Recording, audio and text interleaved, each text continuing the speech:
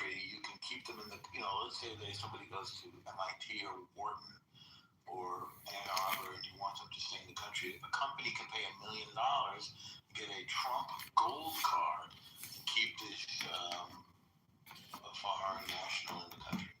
So that sounds really weird. I don't even understand it. But he says that so far 1 billion people have bought the Trump gold. So that's number 1 billion people? No, he said $1 billion is coming. There's been a million millions. Yeah, so if it costs $1 million and 1 million people did it. So no, 1,000 million is a billion. Are you? Okay. We don't have to do the arithmetic. I'm just pointing out as an announcement. You can do the 1,000 people, guys, on the back of an envelope. Oh, I thought he said $1 million. Yeah, that's correct. No, I said $1 million. I said according to him. Favored nation status for drug prices. So the U.S. is not allowed to charge more than other countries for drugs. Because remember, we had that thing where we have such a huge pharmaceutical industry that they would sink quadrillions into research and development and then make the money back by charging a lot for the drug, whether, it's insulin or, blood thinner or whatever, or some cancer drug. And he's disallowing that and spreading this increased cost of drugs among all the countries that want it. And then we're going to go to Venezuela north, and we're going to keep the oil. Yes, well, why not? And they're calling it Trump RX, by the way. He also changed the name of the Kennedy Center to the Trump Kennedy Center. I can't. I thought it was the Donald J. Trump and John F. Kennedy. Did he call it the Trump Kennedy Center? Okay. Yaakov, I don't see an important difference between those two names. I think it would Trump Gold Card, the big announcement. I'm trying to figure out, does any of this make any sense? Well, frankly, maybe it does. Well, I understand, Mr. President. I guess what I really meant to say was that it might be a little bit over my head or above my pay grade, and I look forward to learning more from, the greatest president in the history of America or the world, or humanity, or any world. Yeah, that's so sweet of you, Norm. Thank you so much, sweetheart. You're welcome, Mr. President. Thank you. I'm trying to do my best here. You might be next to Pat Bundy with the shit on your nose. You and Pat can have a shit up. We can have a butt-licking off contest. Little nose of the brownest. We love it. We also had a big drop of, I guess these announcements were meant to see a little bit of the fire from the drop, which again, so yes, Epstein took a lot of photos and what else? Yeah, Mr. President. Let's go. Come on, let's go, mister. Love you. I love you. I love you. As a Palestinian. I love you, even though you want too much. You want too much there. We're going to do tremendous things for Palestine. And frankly, we're going to build a Trump Tower right on the shore. Where are you coming? Just come. We're going to come. Do not come. I love you. Do not come.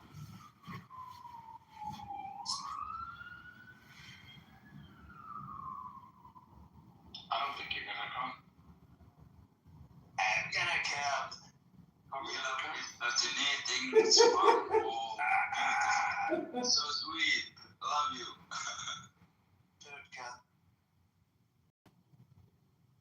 Don't come. Covered in coat. Yeah.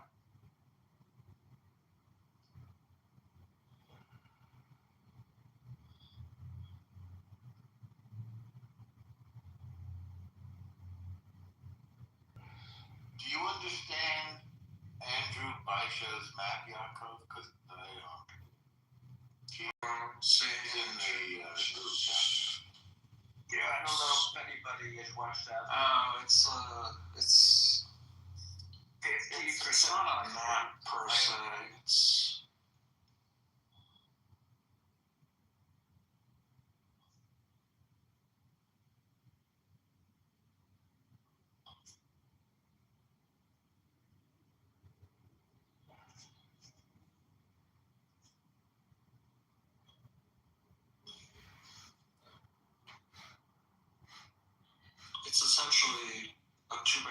matrix without the lines in the middle.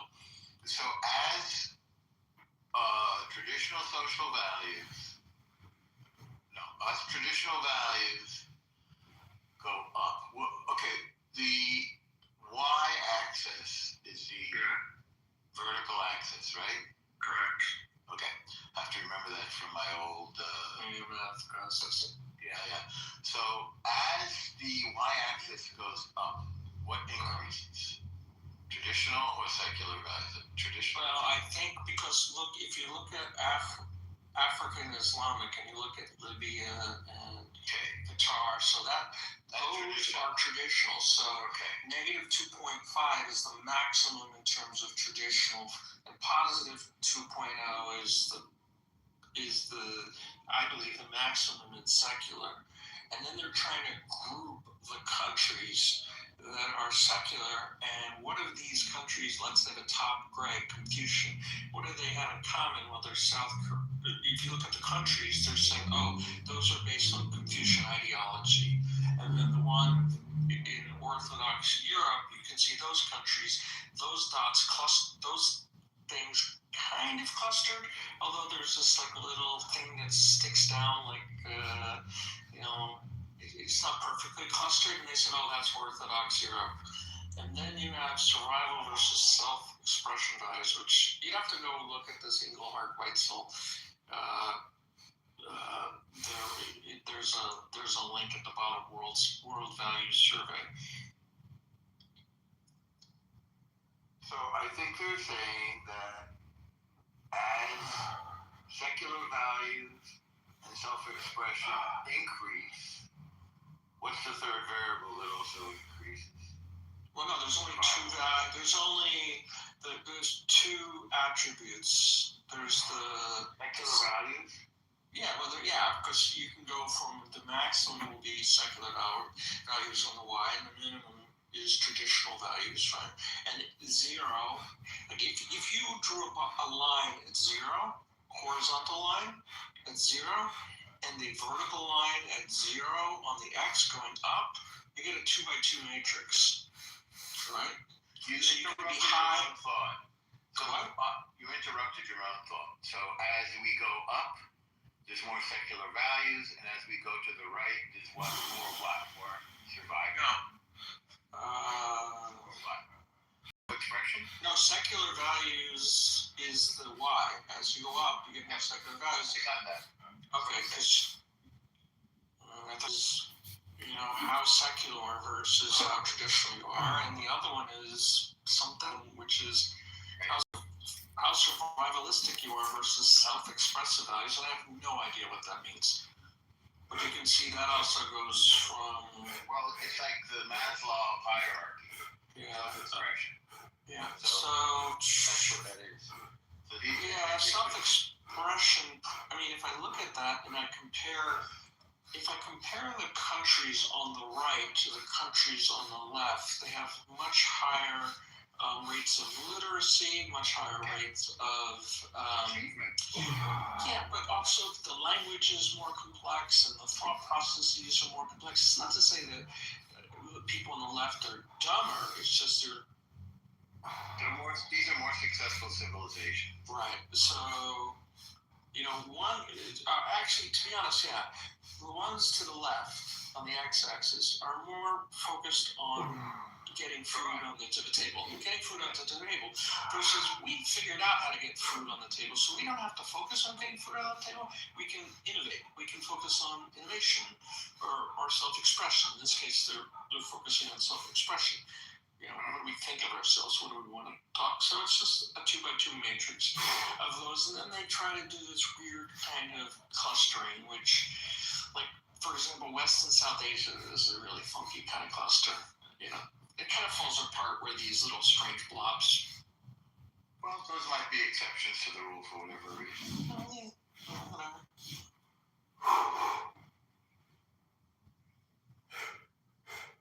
Does that make sense, though?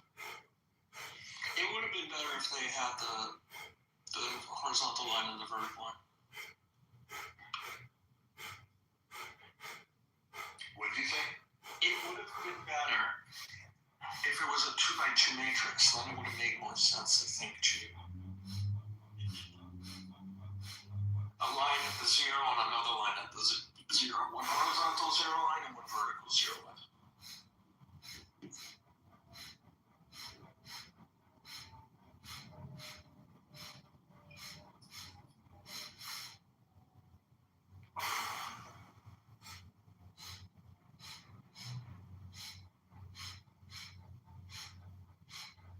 And these appear to be self-reported, but who knows if this actually works in the real world.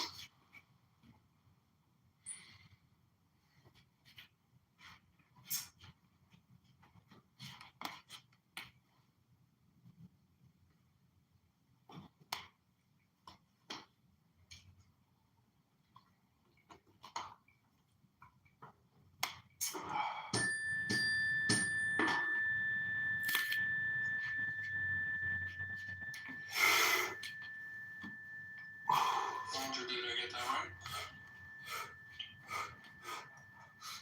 He gave you a thumbs up. Oh, I did.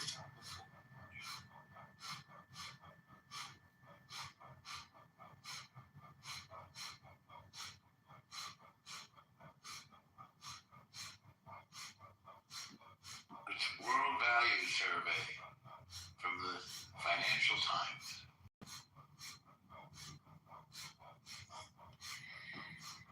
I'm sorry, what'd you say? He says it's the World Values Survey from the Financial Times.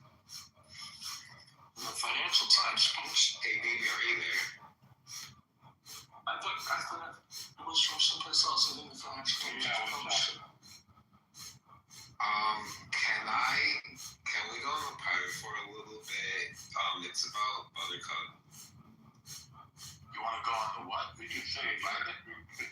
Say it here. I'm not sure if my source wants me to. You say it? Let me text that. Okay, here, I'll do private phone. It's not the Financial Times, but you can see the organization and the two links at the bottom right. No, Financial the World Value Survey was conducted by the Financial. Just read the chat.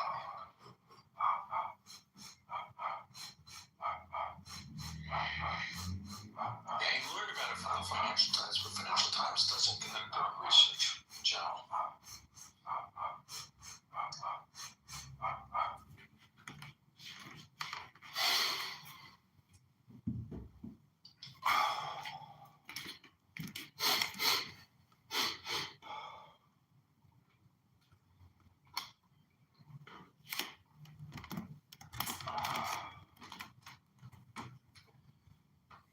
President left. Yeah, they're going to talk about Buttercup. The president? Oh, I thought you were referring to me as the president. Referring to the Donald Trump was the president. Where did he leave to? I don't know. I have to check the presidential schedule, I guess. That's published every day, right, by the post office? Yeah, I think so, yeah.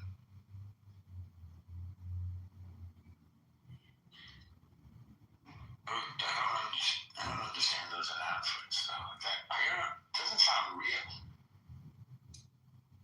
Did you read some of those plaques that they put out outside the West Wing, along the, or whatever you call it, the thing that connects the residents with the West Wing? You know, he put up these pictures of some of the most recent, or drawings or whatever, of the most recent presidents, along with plaques, you know, bronze plaques. And some of the, it's almost like his campaign, it's not appropriate for the White House, but literally called CB Joe. Yeah. Well, you know, Biden really went after him. And, you know, In a political context, yeah, but you know, this is stuff that, of course, should be torn down by the next president. Reinhardt, we didn't do that. So the answer to your question is your premise is faulty. We didn't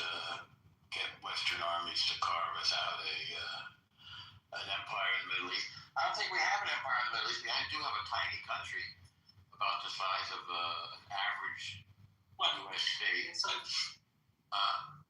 Sorry, I'm talking about dog. Sure.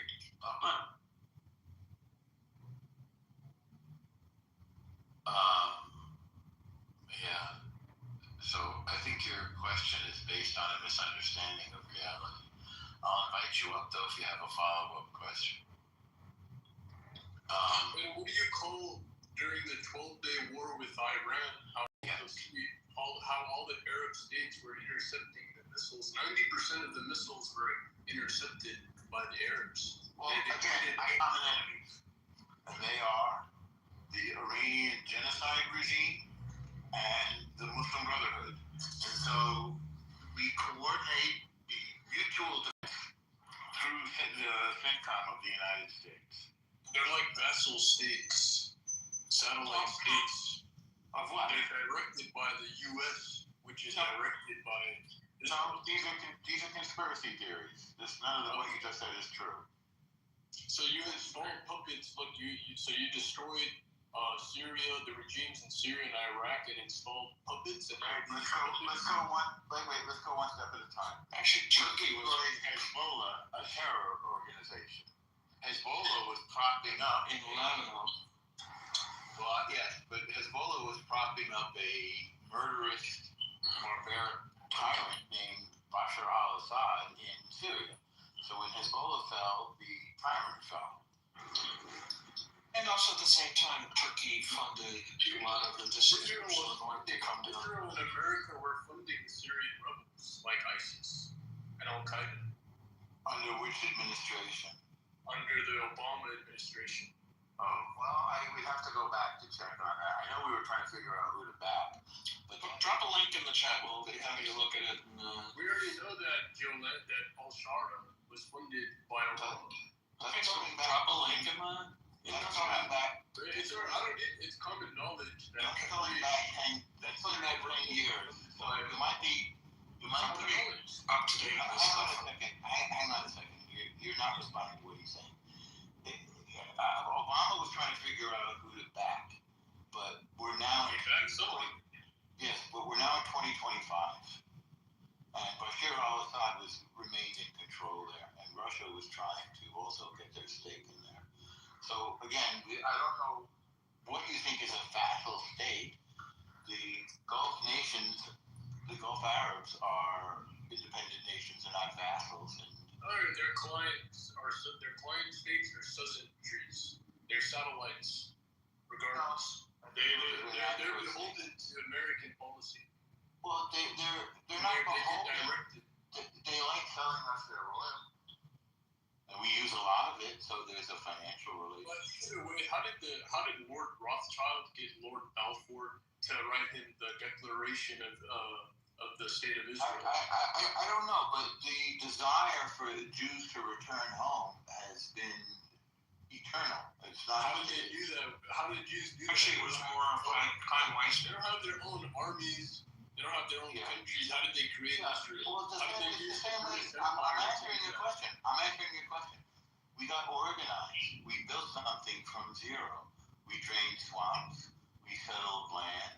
We created agriculture. I'm telling you how we did it. No, I asked you, how did you get the British Empire to carve you Israel? We did it. We didn't do Yes, that. they did. The Balfour Declaration. That's incorrect. So you don't know what. Hold on, You don't know what. the British mandate is what created Yeah. Israel. They're the ones that brought you guys. No, not true. They didn't. They blocked yourself. Okay. Well, nobody does anything. Nobody does anything themselves. Okay, Well, no, the British Empire didn't. They actually fought against it. So you're talking over me. It's not good. So if you ask the question, you got to listen to the answer. Unless you think you already have the answer, in which case just go on ahead with your answer. And was that empires fell. British Empire, French Empire, Ottoman Empire, and the world was divided up instead of into empires, into nation states. Among those are all of the Arab states with all of the oil, and all of the African nations, and South America, and even the European map. All of these were remapped And included in that was a homeland for indigenous people. In the case of Israel, the Jews, the indigenous people of Israel. And Arabs also, who were indigenous, they threw off the yoke of empire. They threw off the yoke of the Ottoman Empire, and also the British Empire for that matter, which helped them against the Ottoman Empire, and they declared independence the same way Israel did. So most of the countries in the United Nations were created in the 20th century. Israel is just one. You also got, the British Empire. The British Empire helped you create it, right? What do you mean the British Empire helped us create it? What does that mean? They helped you create the country and everything you know about it. Well, you just repeated yourself. Can I just Well, I just wanted made to a see what... statement that wasn't incorrect? The Balfour Yes, the Balfour Declaration is a recognition of Jewish indigeneity, just like every other country has its own indigeneity. It wasn't French people, like Germans. Yeah, it's actually an agreement to settle Jews in the land. It's a recognition of Jewish indigeneity. To settle them in the land. It's a recognition of Jewish indigeneity. And They never said that in the. yeah, actually, it does say that, and so does the League of Nations. All of this, again, I'm just going to repeat to you: the map of the current world was drawn in the 20th. We need Nick Fuentes, man. We need Nick Fuentes to save us For from what? you guys. For what? We need Nick Fuentes to You don't know what you're talking save about? us from you. Okay. So you don't know what you're talking about, correct? I'm like, why are you, you guys are 0.2% of the population. How are you guys allowed to have all these banks and positions? And we have just not allowed. So We have a tiny country. Hang on. I'm going to send you down in a second because you're not listening to the answers to your question. I don't know what banks you think we have. I don't think we have banks. The banks are owned by the shareholders. But we do have a tiny country. I don't think you probably don't even know what a bank is, or a Jew, or a Zionist, or what Israel is. Or a shareholder. Right. Hey, Shake, welcome to the house. But if you need... Bibi. Hey, bro, can you join the house, please? Yeah, I got a question for you. Go ahead. Whenever they're done.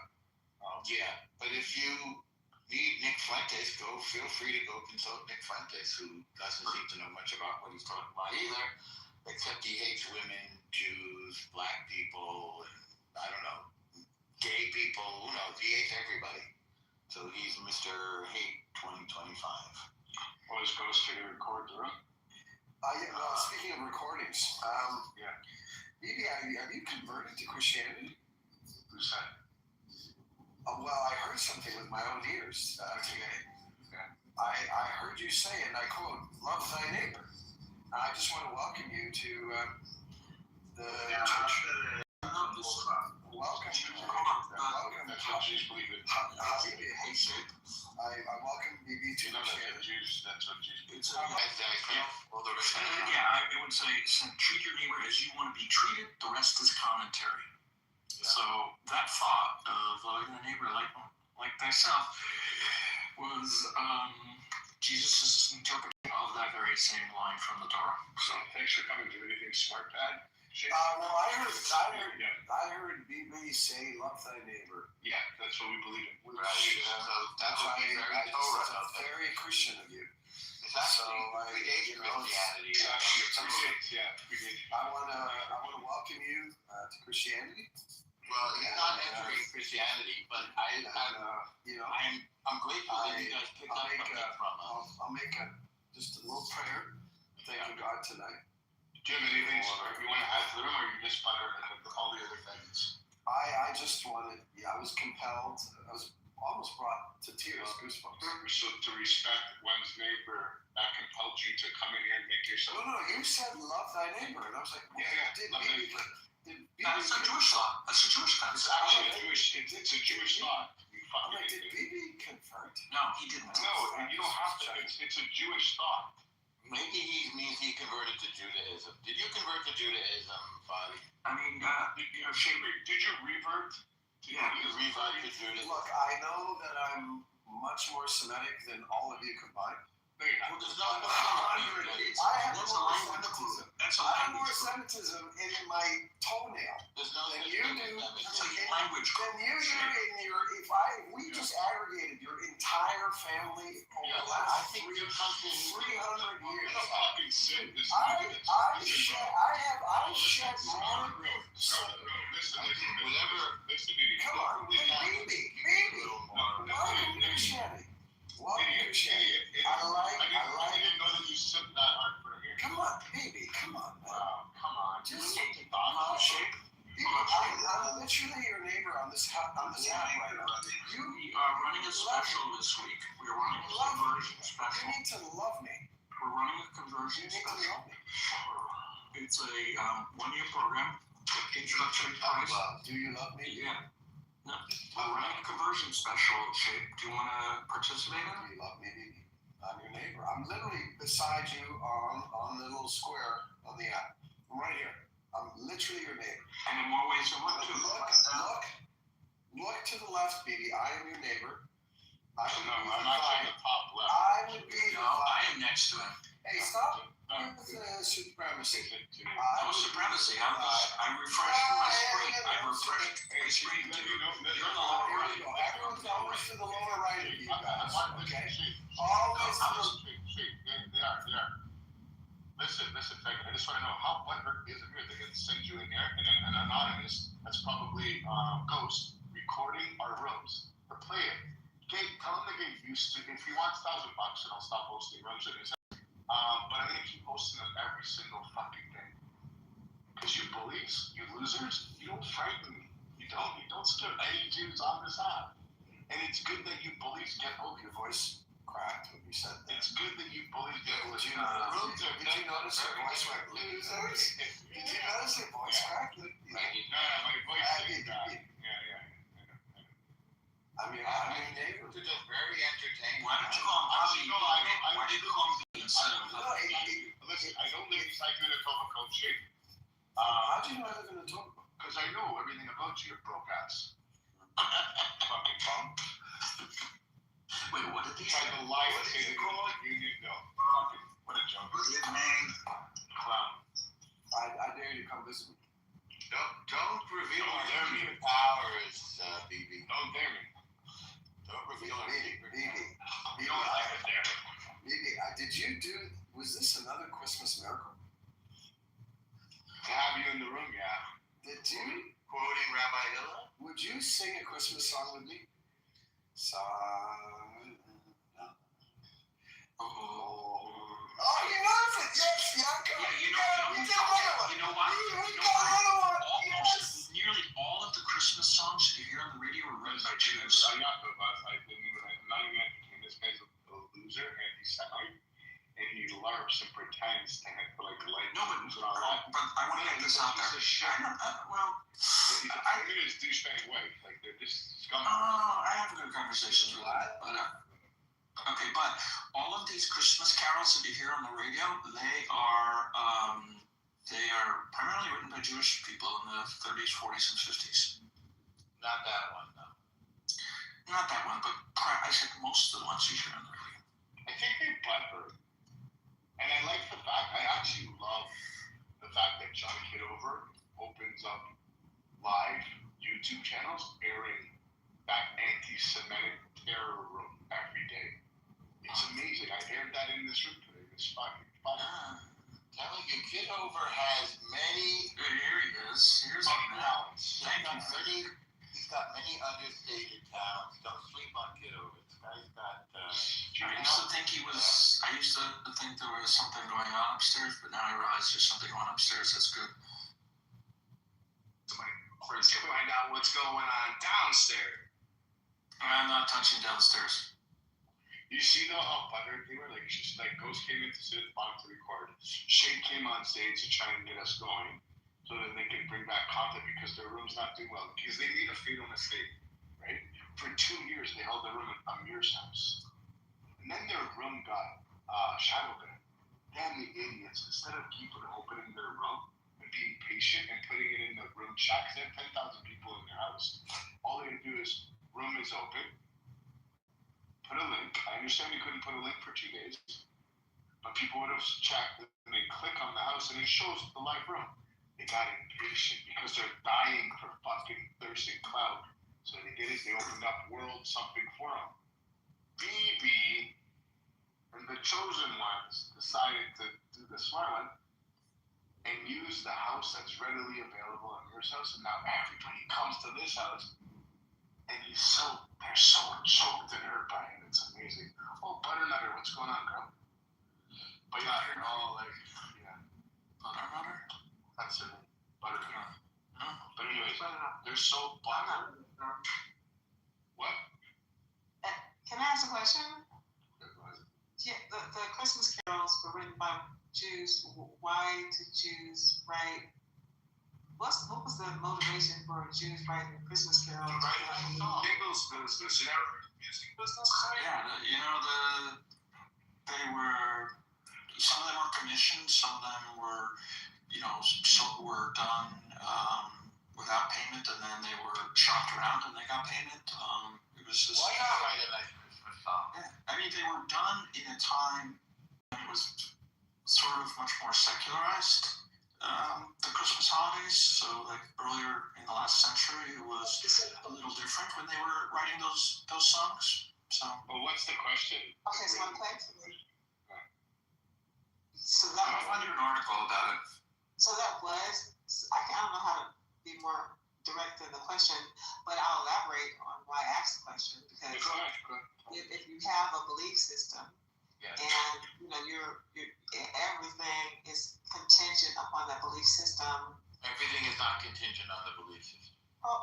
And that's a problem, right? Because we're No, it's not a killing problem. Well, from my perspective, it is a problem. Hold on, I don't know. That's my third question. I need to talk to you privately. Our belief system is a problem for you. Your belief system isn't a problem. So here. Why do you care about our belief system? And so thank you for I am concerned about just the existence that I'm in and all the controversies and contradictions that I see around me, regardless of you being. Okay, what are some of those? It doesn't matter what all those things are. Like for example, eating meat. Yeah. As opposed to Eating meat? Can I every fifth word? Every fifth I don't word. get you, folks. Every fifth Yeah. word, you're distracted. Go ahead. And I didn't even ask you So a question. your contradictions and concerns, like eating meat. So I'm not even answering you when I'm trying to finish my answer to him. Right. Can I? Don't worry. We're gonna get you there. We're gonna get you there. Don't feel I threatened. believe y'all You're in a asking a specific question to a specific person. you're in a Have safe that space. conversation, Yeah. We're having it. This is the conversation. You should not be having it. I asked him who it. Well, that's not what I put an article on the top which you can read. I put an article at the top which you can copy the link and read it later, and it talks about the Jews who wrote those songs. And I appreciate that you gave me that insight, because I didn't know that insight, but I don't know. It was almost like the person who was, who introduced the songs was making a mockery of the fact that this is not a Jewish celebration.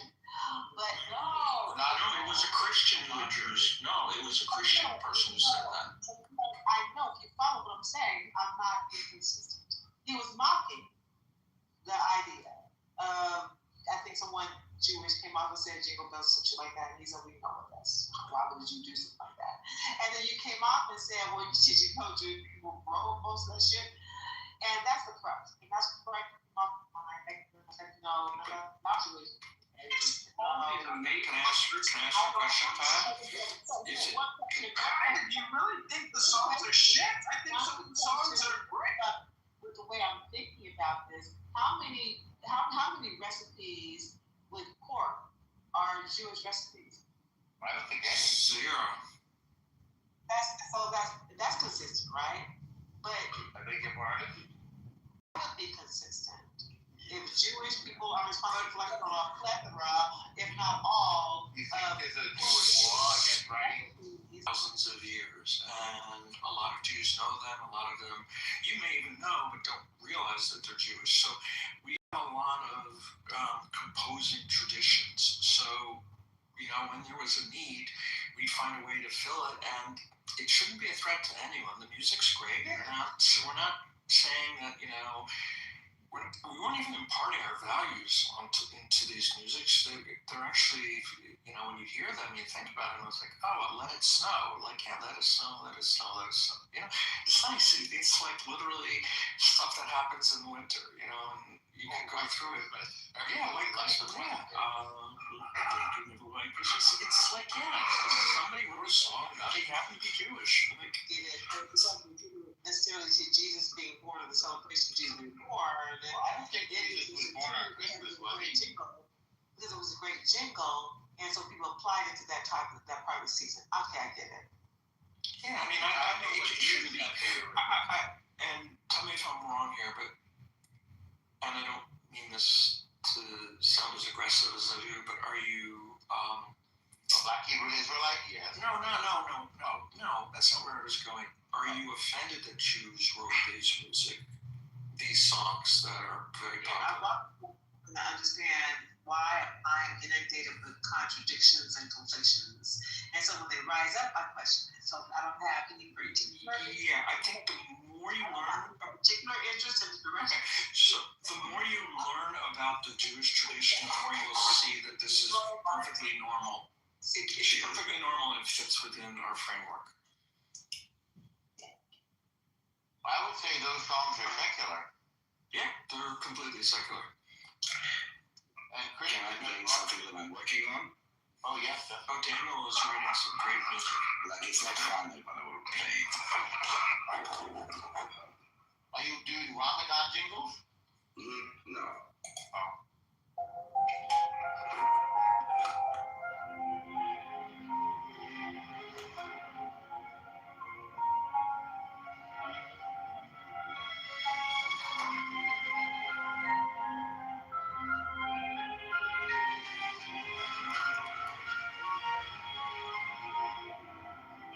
Match with good intent. About you those who never bend. Your eyes, their flags ignore their calls, while silence echoed down the hall. We saw our children torn and burned. That's the last one we hadn't learned. Truth was bleeding on the floor, but you kept scrolling, wanting more. You let the fire in your schools. Disguised as justice led by fools. You gave it space, you gave it name. Now I wonder why it speaks in flame. You thought it only burned on but now it's rising on your head. You let the fire in the day, and now it's rising from the floor.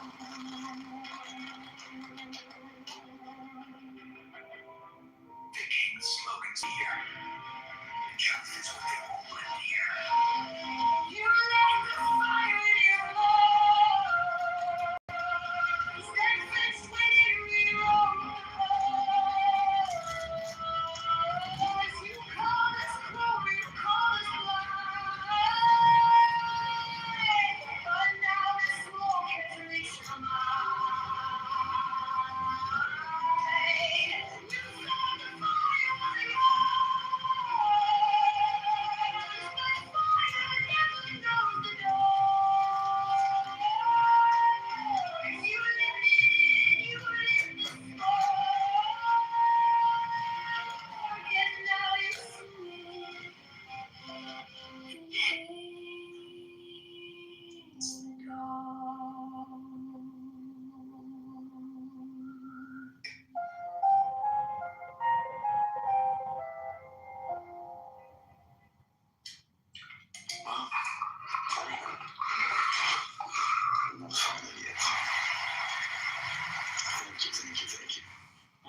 song, Daniel, please.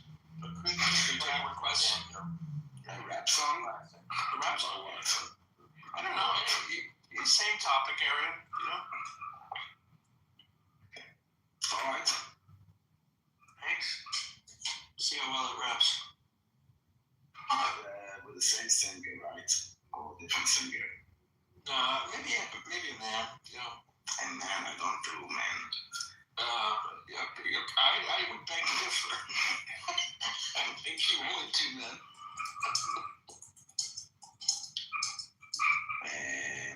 Like I like to feel like I can try.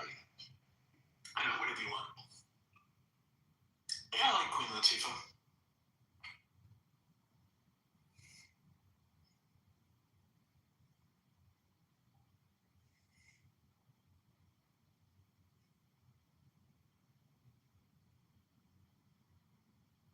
When I move on, I would tell you like it will not play again. Yeah, it's gonna take a while.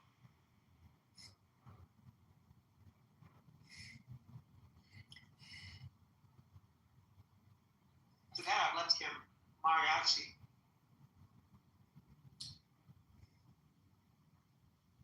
I tell you.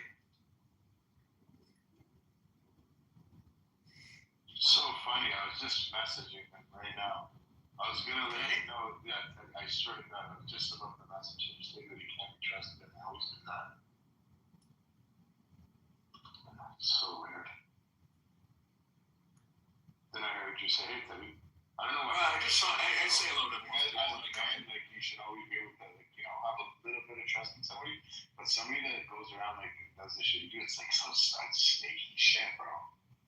And then you complain, like, I don't know, it's just weird.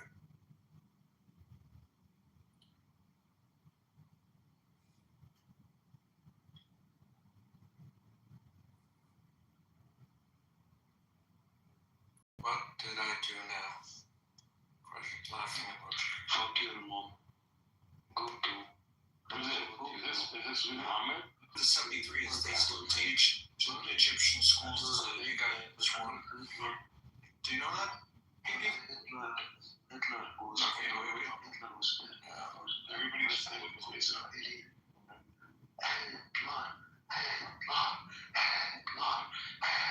Hold on, I just want to say something so I can do the same thing. Your mother sucks cock. She's a whore.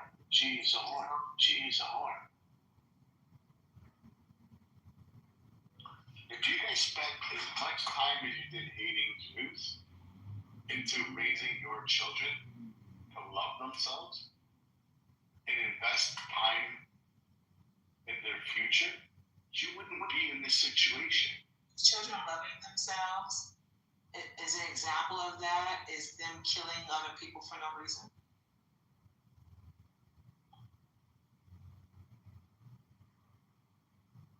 What do you mean? Good children. We have a rule for how to raise good children, and those children are being raised to kill other people mercilessly. Are those good children? I'm just asking. Is that the rule of thumb? Is that the measure of a good child?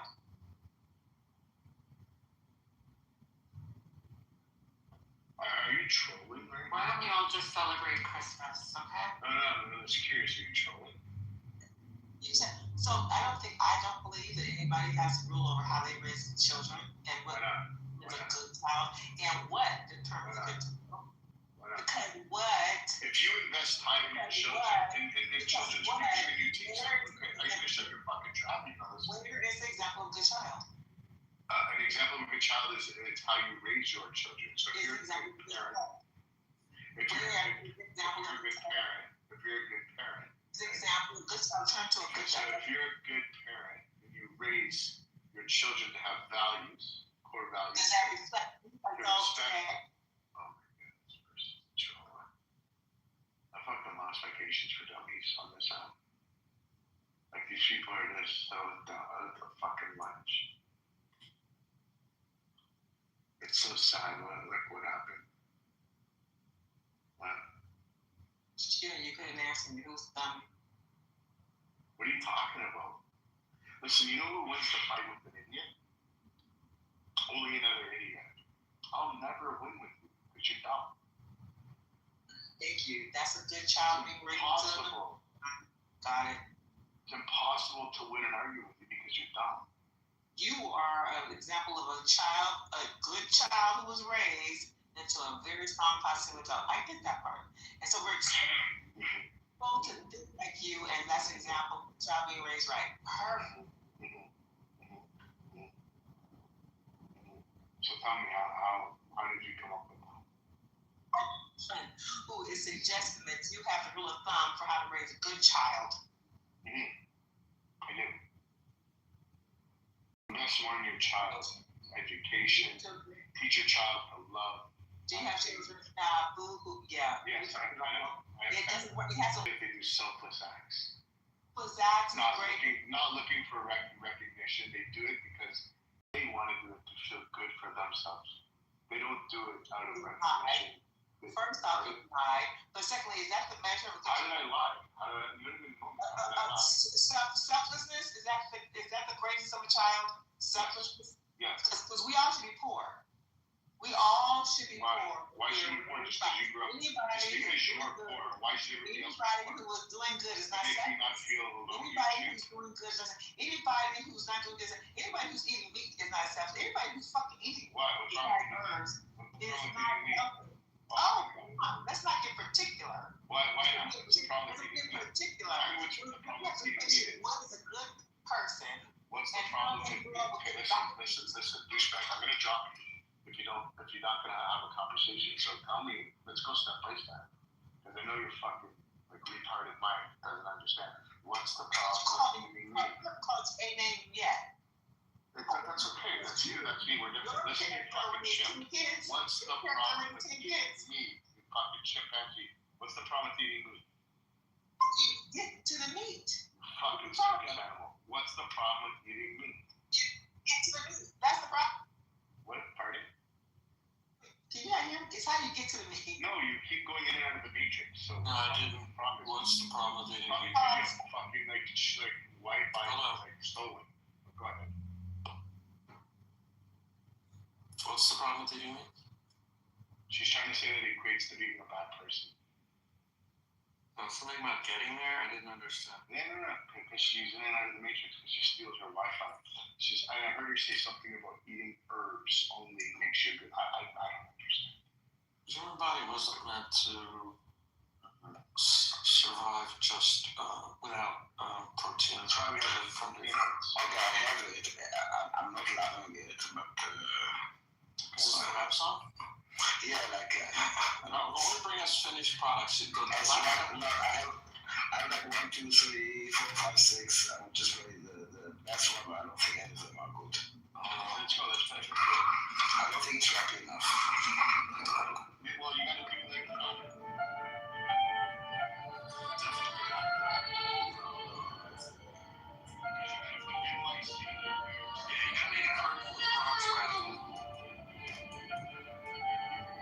violence. You lit a match, call it peace. Without the gold, you never see. You raise the flags, ignore the call. What silence echo within your heart? Yeah, that's the style. And it's I started this with it. I tried now in New York. Yeah, hardcore rap. no, you gotta feed it the right word. So the style you gotta put New York City hip hop, Biggie Smalls. Something like It's that. rap, not hip hop. Well, that's the rap is hip hop. Well, hip hop came out of rap. But you cannot say like Biggie Small and Are you using Sue? Type. You said Biggie Smalls type. I put Biggie Smalls, and then I put New York City hip hop, Biggie Let's see. Smalls. It comes out fucking wild. let's see. I get it because I don't have the energy on it.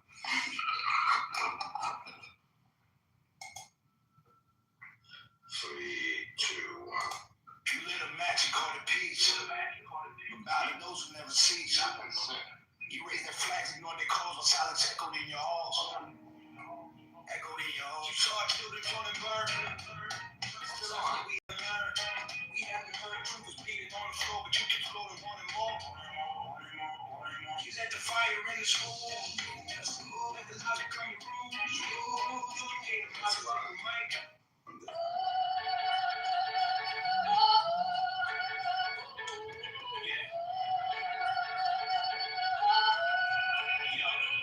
You lit a match and called it peace. Without those who never sleep. You raise the flags in order to cause a silence echoed in your home. You saw children torn and burned, still that's what we had to learn. We had to learn. Truth was bleeding on the floor, but you keep scrolling, wanting more. You let the fire in the school. Let the laughter come through. You gave them up to shake the mic. And now you're scared of speaking late. Speaking late. You thought the fire burned a land. Now it's blowing in your hand. You lit it and you raised the spark. Now watch your right horse start. The king's soul is not repeat. Hide behind the trench sheets. You shaking marches in the street. While they eat things to hear you breathe. Yeah, I'm not rapping too much. I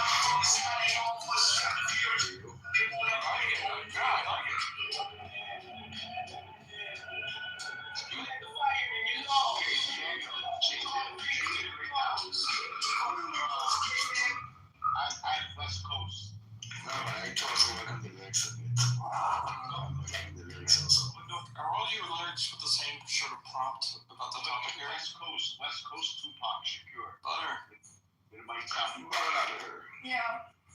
Hmm. Hey, What do you think of the song? But I like the original one with the female voice. what song? That she. Which one was this one?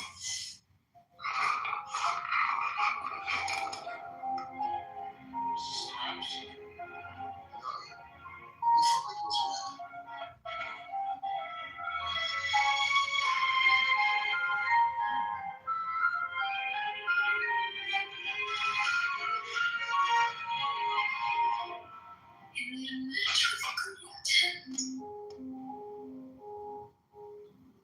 About you those who never been.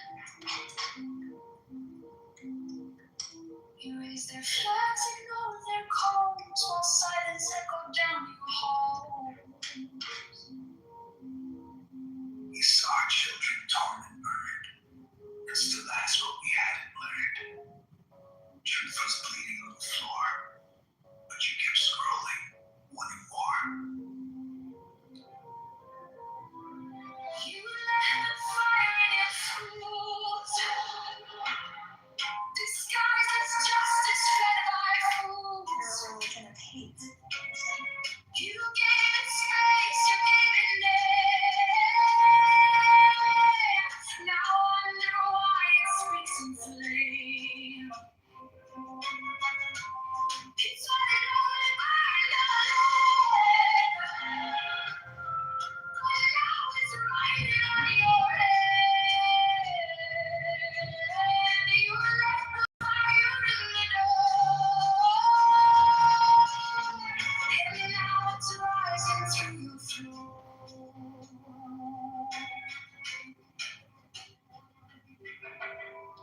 They came with slogans, not with peace. Like knives behind your crooked sheets. You cheered their marches in the street. While they erased the air you breathe. We warned you not in hate or pride. But you stood watching from the side. Now your own voice is wrapped in fear. The truth is what they won't let me hear. You let the fire in your lungs.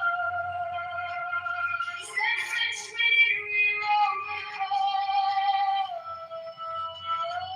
You call us cruel, you call us blind. But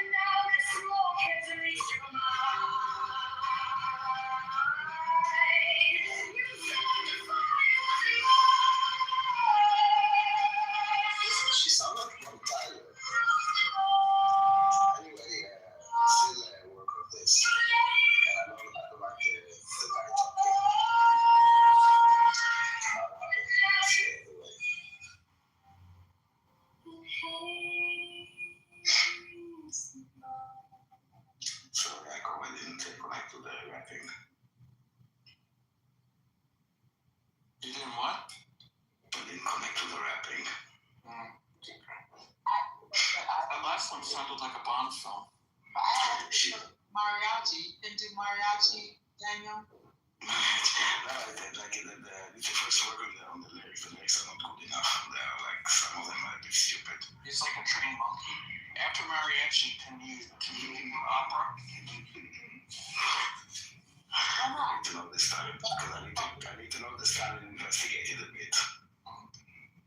It's very German that way. No, like too, so I'd be accurate. Otherwise, I write like rap and then like I let it like it's kind of like a raffle. Like I don't know what I get. Usually, I try to get a bit more specific. Genres. I'd love to hear what your talents are in other genres besides rap. What? Why don't you play that hunting song? What is the hunting song? The one in Arabic? The people of Gaza. Yeah, that song is. Didn't you just bring it to a haunting song though? You know, this one's even more haunting. The Haunting, but music. the music is beautiful, but without the lyrics, it's hard to understand. Haunting song. Reason of the room. No, it's not a haunting. It's like it's a message to the people of Gaza, basically. And when I said haunting, I meant the wailing of the singer. The type of music is very, like, in a haunting style. It's haunting. But why does haunting music only come from one region of the world? That's why I was Doesn't. It comes from all over. Do a haunting mariachi. That I've never heard. You can go into Sonu. You should go into Sonu and try that out. Yes. He's just doing this in Sonu. Not just, but he's quite accomplished at it. Can you do Like it's an intrusive from the what? the Orient? From the Orient. All I'm hearing is haunting songs and rap songs. That's all. Okay, so Orient. Here, this is an Orient. Do you know what the word Orient means? Well, it could mean like either Eastern, Okay, I was just kidding. which is Eastern.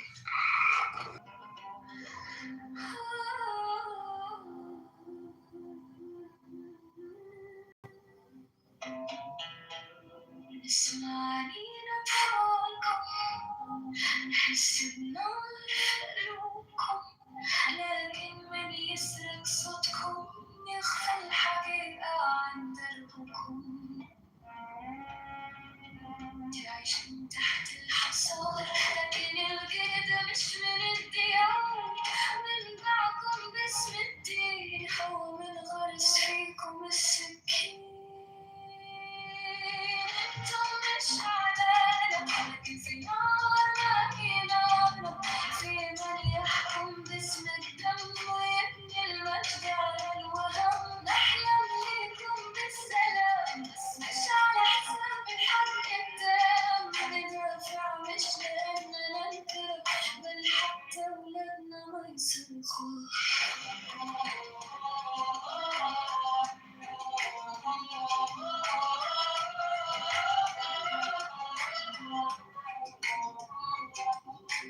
ليش الانفاق مش مدارس ليش الأمل صار بس مراسم وين راح الخبز والماء وعروس السكوت الجبنة شفنا صورتي بتموت وطفل ماسك بيده تابوت بس لسه نحلم بالأمان ولنا في هالأوطان انتم مش عدالة لكن في نار ما في نار في من يحكم باسم الدم ويبني المجد على الورد نحلم ليكم بالسلام بس مش على حساب الحق التام ندافع مش لأننا نكره بل حتى ولادنا ما يصرخوا مين علم التفكير مين علم البنت تفجر مين يفرح لما تموت ويصور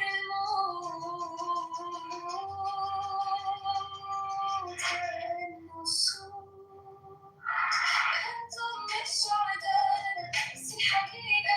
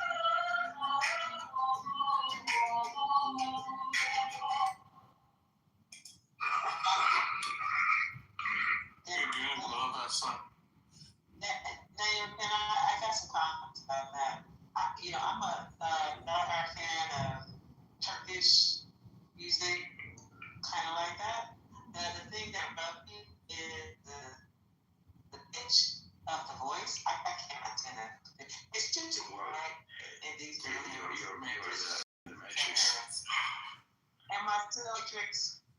You said you like Turkish songs, and then Yeah, you so speak. I watch Turkish soap operas, and there's a couple of them where music like that it just resonates with me. It sounds more Egyptian. I kind of like it a lot. What I don't like is that high ass. It's just it's old. It's really old. But the ass pitches.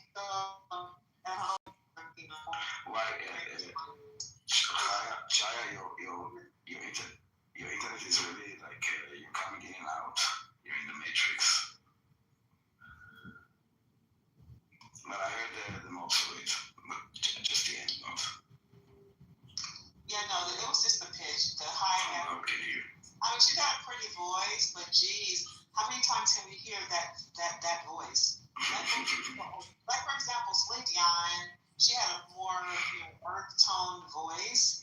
That high ass pitch is just so it's the default, and the default is just old as fuck to me.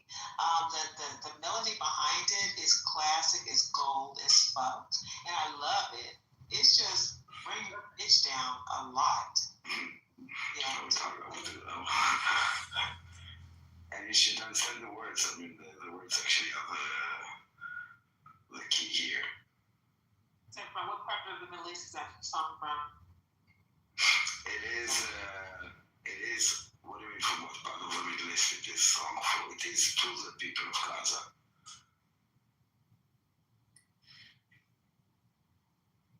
Gaza, Israel type area, and Egypt and Turkey kind of share the same sound, is what I'm understanding now. It is like a bit of Egyptian sound, but yes, it's a bit of Egyptian pronunciation. It comes from that region, absolutely do. I wish it were more music and more, well, they don't have movies that come from that region very often. But again, I'm tapped into a Turkish channel, so I get it more often than I should, than most Americans do, and I appreciate that. So I love the background music 100,000%. It's that squeaky ass voice that I can't stand anymore. It's just so old. We need some more Celine Dion-ish. It was illegal, even a little too high. You just bring that octave down. Where are you from?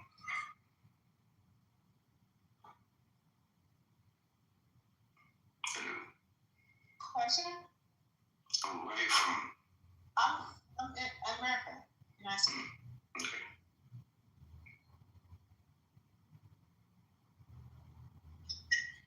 Stuff from some of the Turkish songs that Can I Stand go like this. What's the name? You know Mujda? I cannot stand the screaming. I cannot stand the screaming. It's too high. It is screaming. She wasn't screaming. She was singing, and I appreciate her vocal skills. But it's just so outdated. Yeah, that.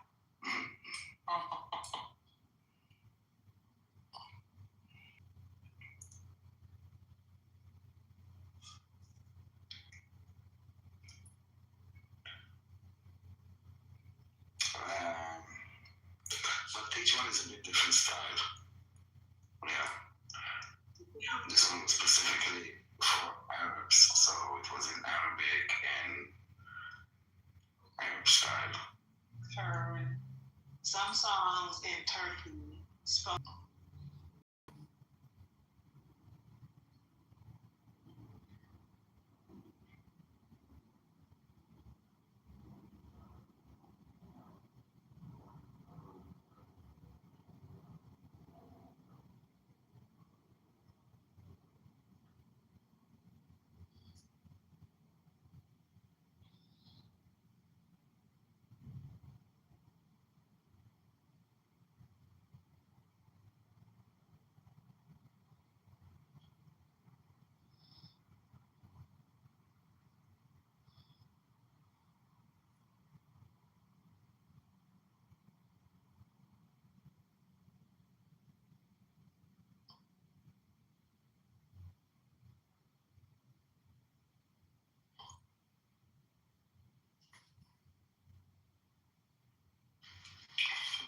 was the name of the title of the room, يا شبك شبيح.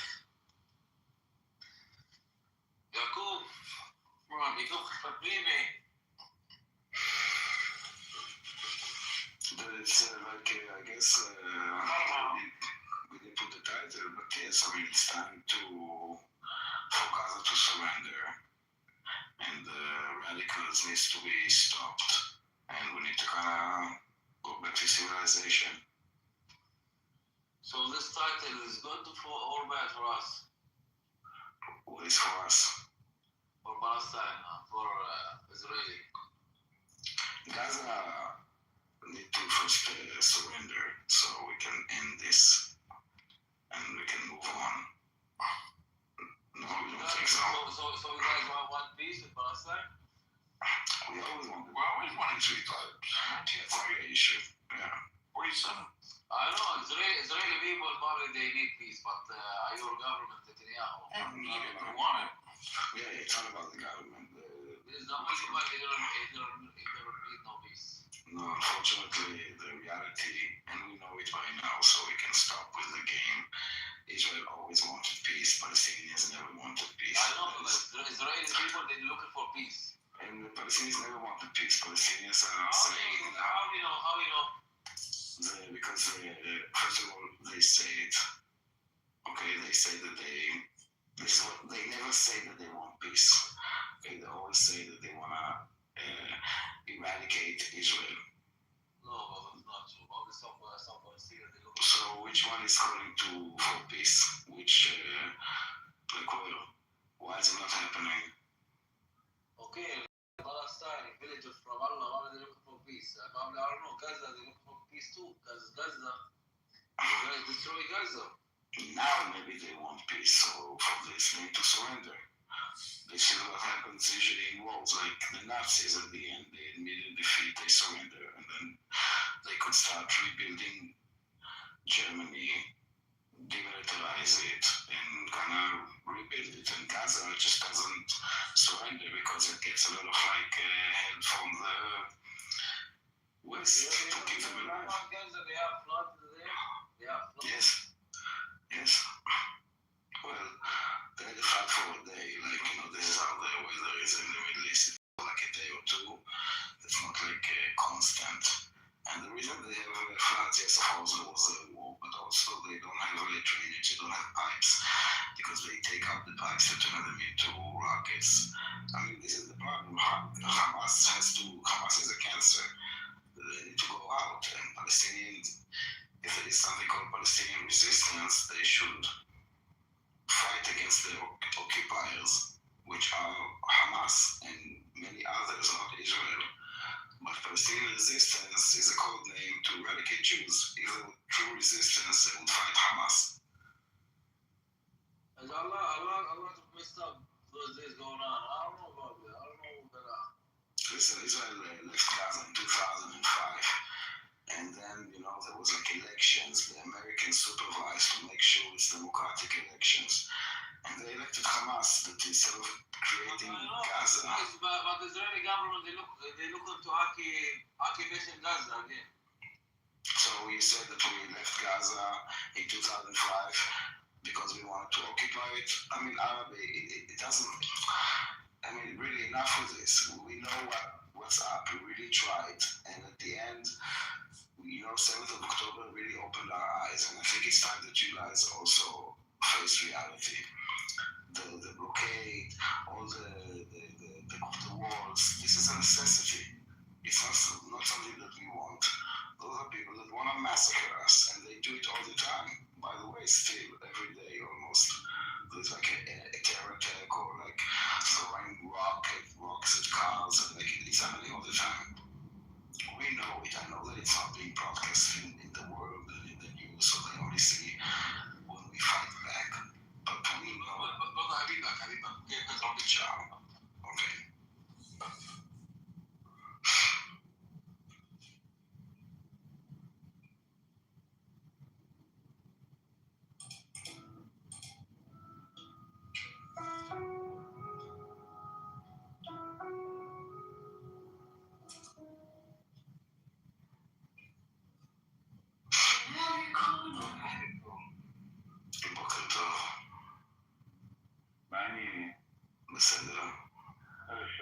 זה טוב לשמוע את הקול שלך.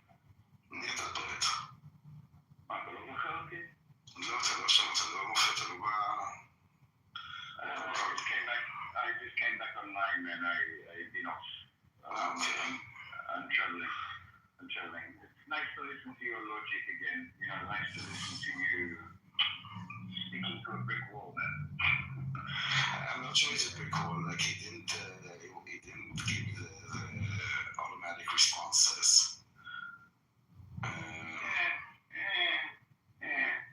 Listen, people that, I don't know exactly who he is, but if he's like from the area, then he might know better than most of the so-called pro-Palestinians that don't know shit, because they don't live with the consequences. They don't like live it. They just read about it. So he might know the shitty things that they're doing. I don't know. I came back online 2 days ago and I went straight into Amir's group. So just to hear the take on what happened in Bondi. Because my family are in Sydney, in Bondi. They were there when it happened. And man, it's exactly what I expected. You know, it was organized by Mossad. The terrorist wasn't really Muslim. He was a Jew trained by the IDF.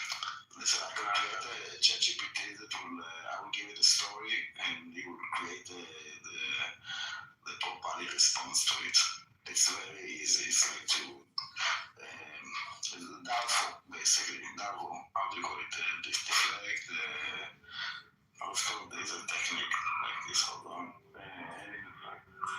Doubtful. I can see it, Daniel. Deny, attack, reverse victim offender. This is the maybe they deny it or and then they basically reverse it. So we are basically this is like a technique that they do a lot. מה לא בארץ על זה שקרה בסידני? זה ממש טוב? ברור. כאילו, זה היה, אתה יודע, זה מתקפה עלינו, כולנו, כאילו. Well, this is what Amir was saying, that Bibi is responsible because Bibi is speaking on behalf of the Jews, blah, blah, blah. And I said, Bibi is not speaking on behalf of the Jews. I understand, you know, like, he's responsible. He's responsible.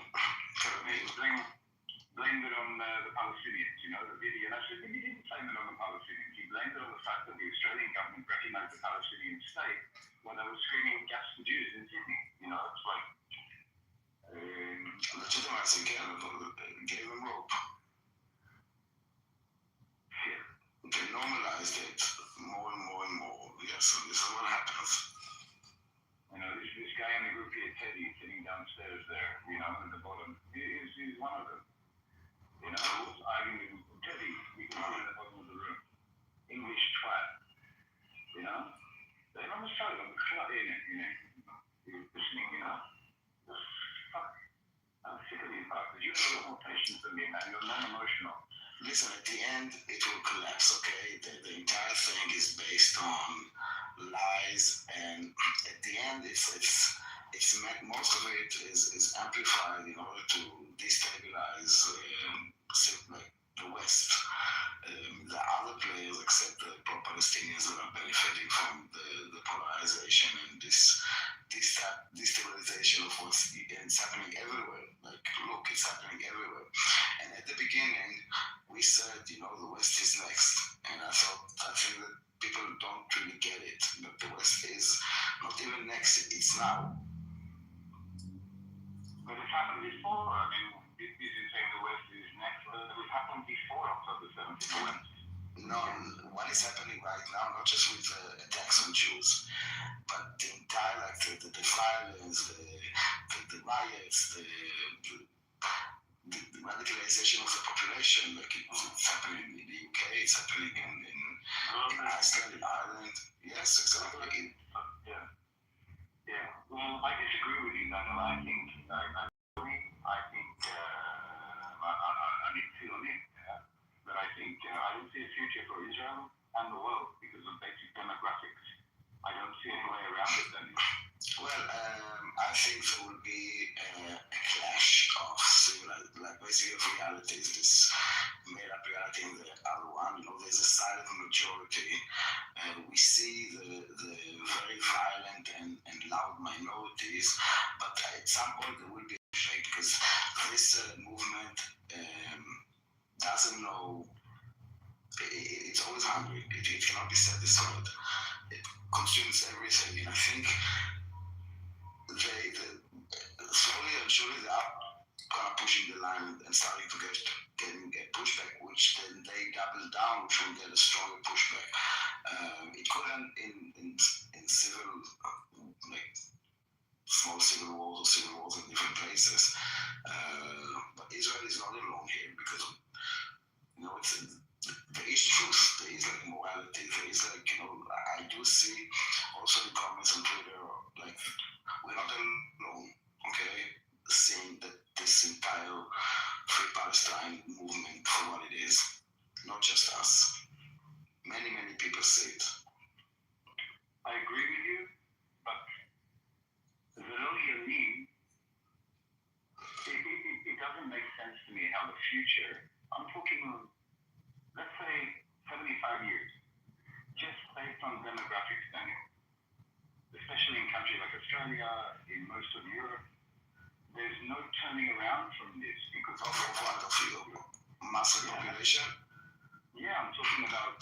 So let me tell you this: that if Australia becomes a majority Muslim population, Majority. I'm not saying a large minority.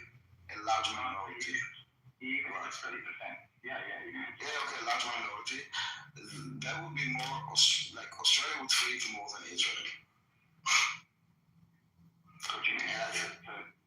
And I think that once it will start to happen, I think there would people that would want to preserve their societies, their civilization, and there might be a bigger pushback than is allowed today. The orbital window might shift if it will be seen as a threat. Yeah, but I understand what you're saying. For the argument that if you think, for example, if you look at the government of Israel, right, the far right, the religious groups, right, they send the rabbi say, okay, you go and vote for this guy, okay? And the same in Australia, the same is saying, you go and vote for this politician. So even if I don't see any way to turn this around. I know there's still more Christians in Europe than, say, Muslims, but I don't know, man. This is why I said that it might come to civil war. Because they would use the demographic and basically this is the entire thing that they are exploiting all the, I would call it the weaknesses of Western societies, freedom of speech, freedom of assembly, democracy, voting, all that, in order to basically take those values down. So I do think that at some point there will be like countermeasures. I don't know exactly what, but I think that at the end democracies will have to fight for their existence. I think democracy, the only way to solve it is by shifting the democracy and going, unfortunately, the direction that Saudi Arabia, Bahrain have gone, whether, and that's scary. Because which is what? In what way do they get gone? A more fascist response. So, for example, in Saudi, Bahrain, they don't allow this kind of extremist talk, right? They put a stop to it.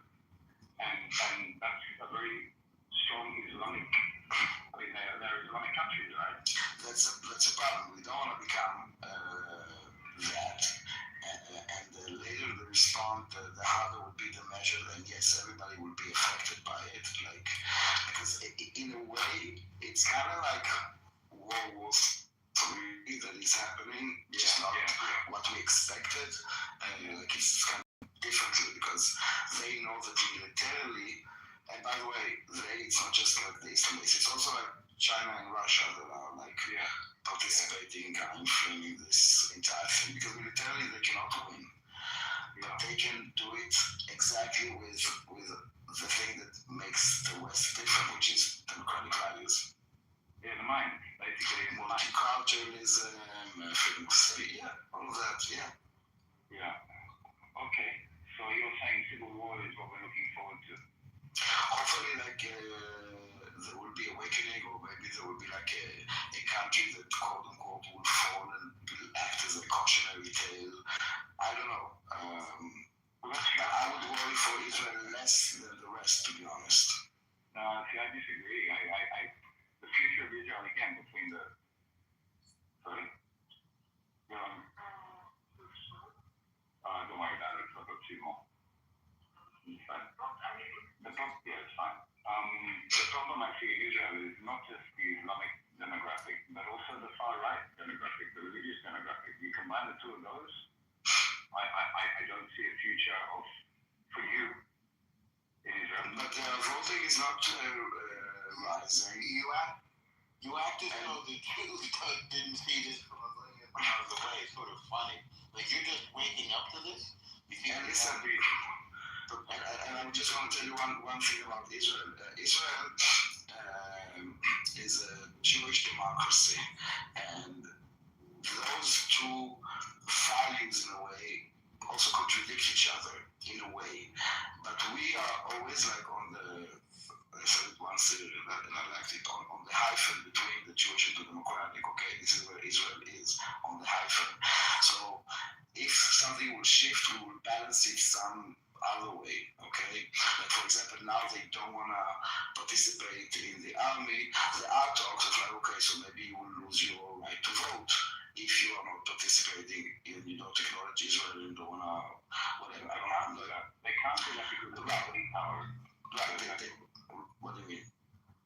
Well, I'm saying that the religious side in Israel, they have a strong voting power because they say to vote for one person, so.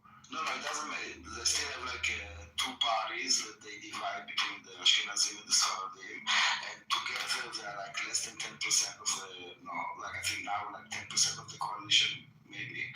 I think like 20%. Shai saying 20%. 20, okay, because they are polls all the time, so maybe 20% of the Knesset seats. I don't remember exactly how many. So I mean, they can form a coalition without them also, a government without them, or not respond to whatever they want. I mean, at the end, there will not be 60, and no one will fall in, no one will cave in, because Israel are very vocal. What's the percentage of Shai, כן, אני ישראלי, אני חצי ישראלי, חצי אוסטרלי. What's the percentage of Arabs in Israel? Like 20%. 20% Arabs, 20% religious? Yeah, but they don't necessarily vote for like the Arab parties because they don't see them as representing them. Okay. Even better than because you're there, I think. So. Or not all of them vote. I don't know, אני קצת מפחד. מה להגיד לך? No, I mean, worst case, there will be a separation in Israel to Israel and Yehuda. Well, there's been a separation in Israel for the last 10 years, man. No, like an actual, like if this would happen, but I don't think it will happen because at the end, the religious that don't want to serve the military and don't want to work, like they cannot sustain a country. No way, shape, or form. And they're not Zionists also, most likely, at least the majority of them, so. Yeah, the irony. They can always leave and go somewhere else, like. Yeah, where? Yeah, I don't know, somewhere else that will provide for them, like money and free schools and free education and free food and free whatever. Yeah, send them to Rwanda. Okay.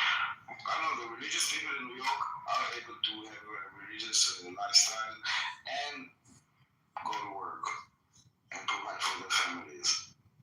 Like, it is possible. Sure. Just in Israel, it seems like it's, you have to, like, be 24/7 devoted to the entire population.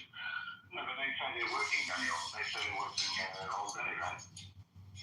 By praying. I hate to say it, but it takes a certain kind of schnorrer to do that. But you're born into it. Like, this is like the entire community is like based on this. Like, it's about controlling people. It's about amount of people you have like heads, then you put them into your schools, your education system, everything is like, it's like almost like an autonomies, you know? If something happens, you don't report to the police, you go to like your police, your coach, your whatever. You close things with them.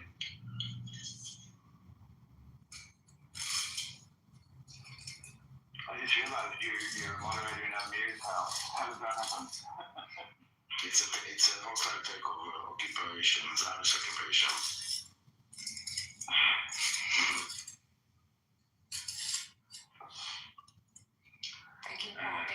Thank you for recording. I will give you the Vermont state number. Who wanted to talk with me? Yeah. What was all of that? I don't know, my mistake.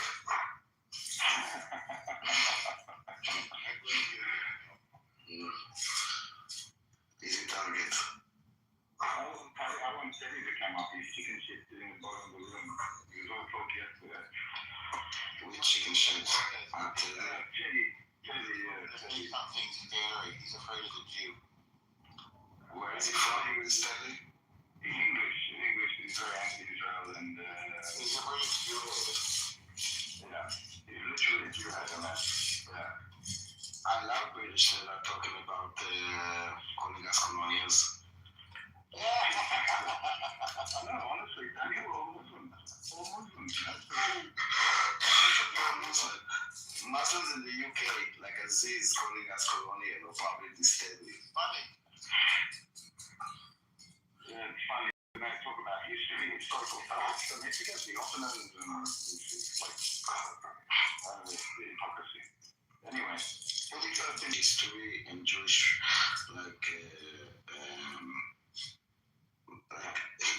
whatever happened to us and kind of basically trying to appropriate it. This is why the genocide, they actually believe their own ways. So they have this lie that Jews received estates because of the Holocaust, okay? Like as a, I don't know, like a complimentary prize. So they say, okay, if Holocaust equals a state, we need to organize our own Holocaust. So they made up like this genocide claims, hoping, and it actually kind of works for them. You know, Australia recognizing Palestine, the other like weak leaders, I don't know where, recognizing Palestine. and not just that, Daniel, just after October 7th in front of the Opera House in Sydney, before Israel entered Gaza, they were screaming gas the Jews, they were calling genocide, blah, blah, blah. Before Israel responded. Not only that, when there was still, I think it was like on the 10th of October, there was still jihadists, Nukhba terrorists on our land at this point. Exactly. I mean, But then the police said something. They didn't say gas for the Jews. They said, where's the Jews? Where's the Jews? Yes. no, they're Jews, man. Yeah, it doesn't matter. It doesn't matter. Like either like okay, what's the difference? Nothing. I'm sick of it, Daniel. As I said before, you're very calm. I listened to your debate months ago, and you're very calm. You remain calm. I'm sick of it. Like Daniel, just so you know, right? I'm in a little place called a little island called Phu Quoc. It's in the south of Vietnam, right? And at the end of my street, I'm in a little village, a tiny village with a few resorts in it. At the end of my street, there's a stop sign. And when I arrived, I saw Free Palestine. In the middle of nowhere, Daniel. And I went and bought a black texter, and I wrapped it out with a texter. I went back the next day, and someone had wiped off when I covered. And I just got back from Australia, went for holiday to Australia. I came back with an Israeli flag, a sticker, and I put the sticker, it's still there. But in this little village, Daniel, in the middle of nowhere, man, Free Palestine. I'm just over it. Which country, bro? I'm in Vietnam. Vietnam, man. It's not Vietnamese. Yeah? It's European. Teddy, come up, man. Don't sit there writing your bullshit. Oh, I did see a on-camera interview where somebody was walking down the street. There's that famous street in Saigon where the train is, I think it's Saigon, where the train goes right through the street and like there's 4 inches on either side of the street. And this guy, when the train was there, was walking down the street, and he was somewhat visibly Jewish, and one of the stall vendors, which is unheard of, just started ripping into them. And other people, it was really upsetting. Vietnamese. Yeah. That's strange because I found most Vietnamese people are supporting. Yeah, no, generally they are. I was just surprised. Yeah. This was an OG. Yeah, at the end, you see the violent radical minority. They exist everywhere. Yeah, exactly. This is what you see. Those that go and put graffiti, very violent minority. I don't know if I should say my girlfriend's not Jewish because I wear stars very high on my neck, especially in combat. And she's right about my safety. She says, take it off. And I said to her the other night, I said, honey, I can't live my life not being able to be myself, who I am, you know? But she's worried for me because I'm very vocal now. If some lefty comes up to me, I'm going to give them a mouthful. I haven't, you know. Yeah, at the end, there is a value for those that are exposing themselves. Because it will collapse at the end. And people are taking sides, and if you are like, will be stained for falling for this bullshit like nonsense. Or like, I don't know how it will all end, because it will have to collapse. It will come too far, and people are very much invested, including like governments and medias and like organizations. It's since the 70s, Daniel. You know, when you said like in the last few years in the West, it's since the 70s. Since the 1970s, these Yeah, of course. I'm just saying that now there's like this boiling point that is coming, like it accelerates very fast now. She's coming to a beach near you. Yeah, exactly. Like it looks like it's coming to an impact with something, like a collision. Like a critical mass. Like they're getting more and more. I mean, at the end, they say that they will not stop until the eradication of Israel. Okay, and this is what they mean, but what they say. They also say that first they're coming for the Saturday people, and then they're coming for the Sunday people. Interesting. Where did I leave the Buddhists? But I think that They think of them as idol worshippers. They slaughter them at will. It's horrendous what they do to Buddhist people.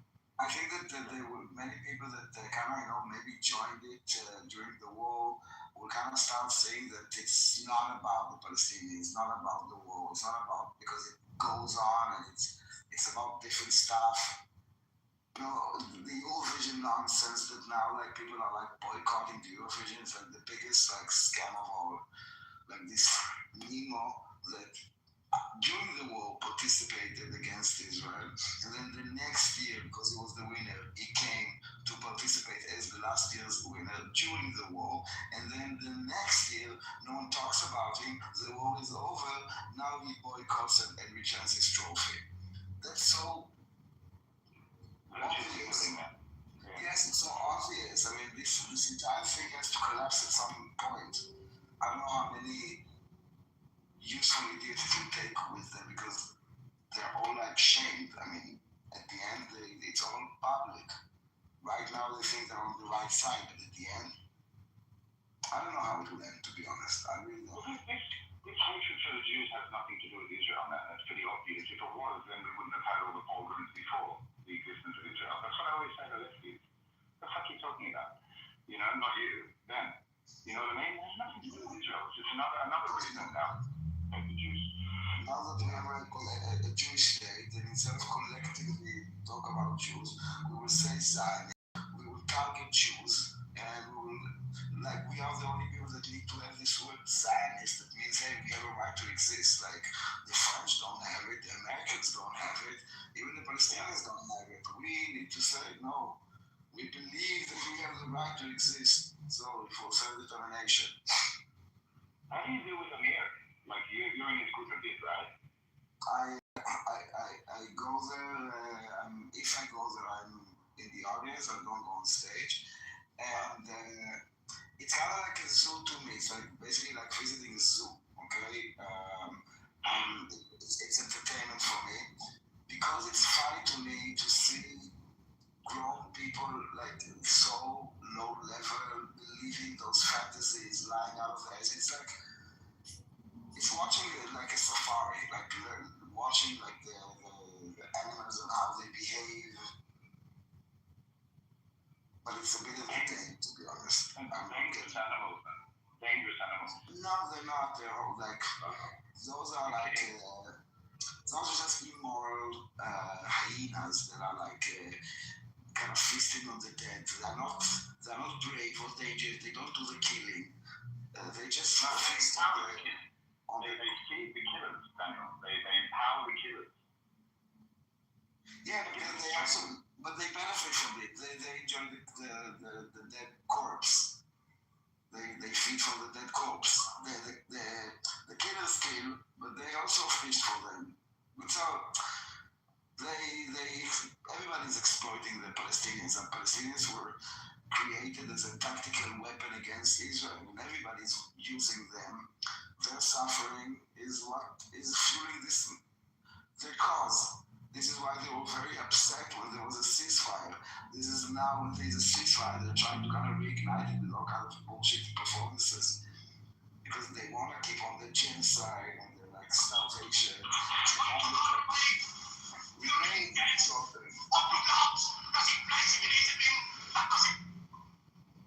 This is the guy who wanted it.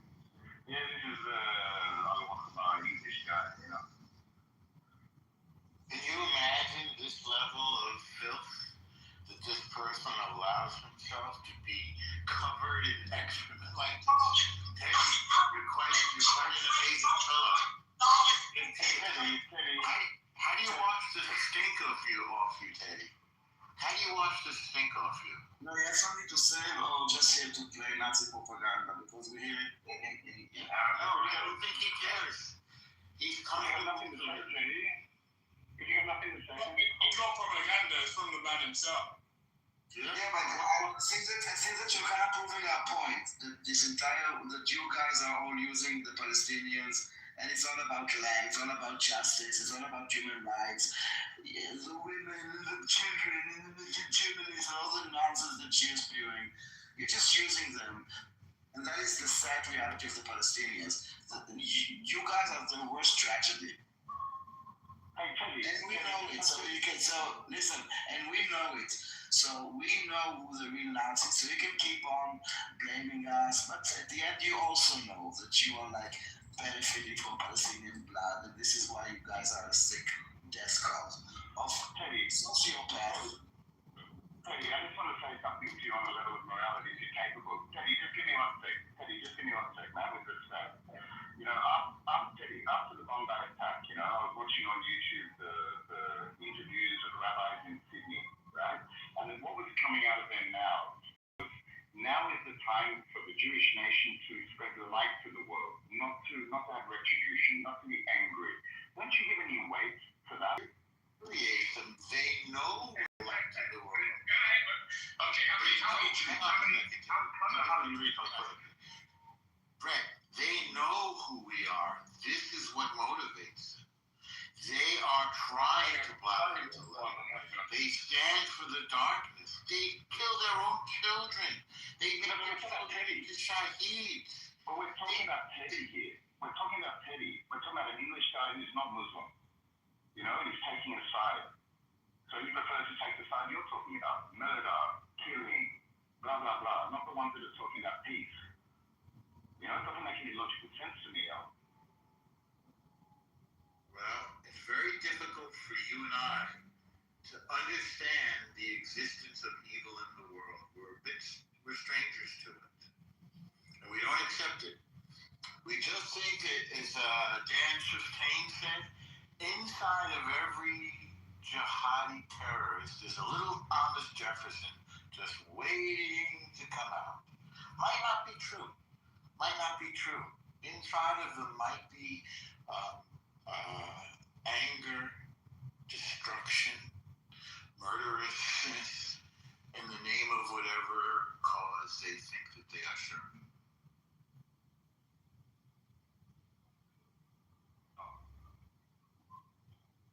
I mean, look, come on. I'm not like the rabbis in Australia. I'm freaking angry, you know? Yeah. And people like that, you know, these guys are the problems. It's not the Muslims for me. It's the ones that support them. They're the ones I'm freaking angry at, you know? I do know, Brett. And all I can say is that the rabbis remind us not to become like that. And it's you know, I'm not a practicing Jew. I'm a Jew, I'm a Zionist, but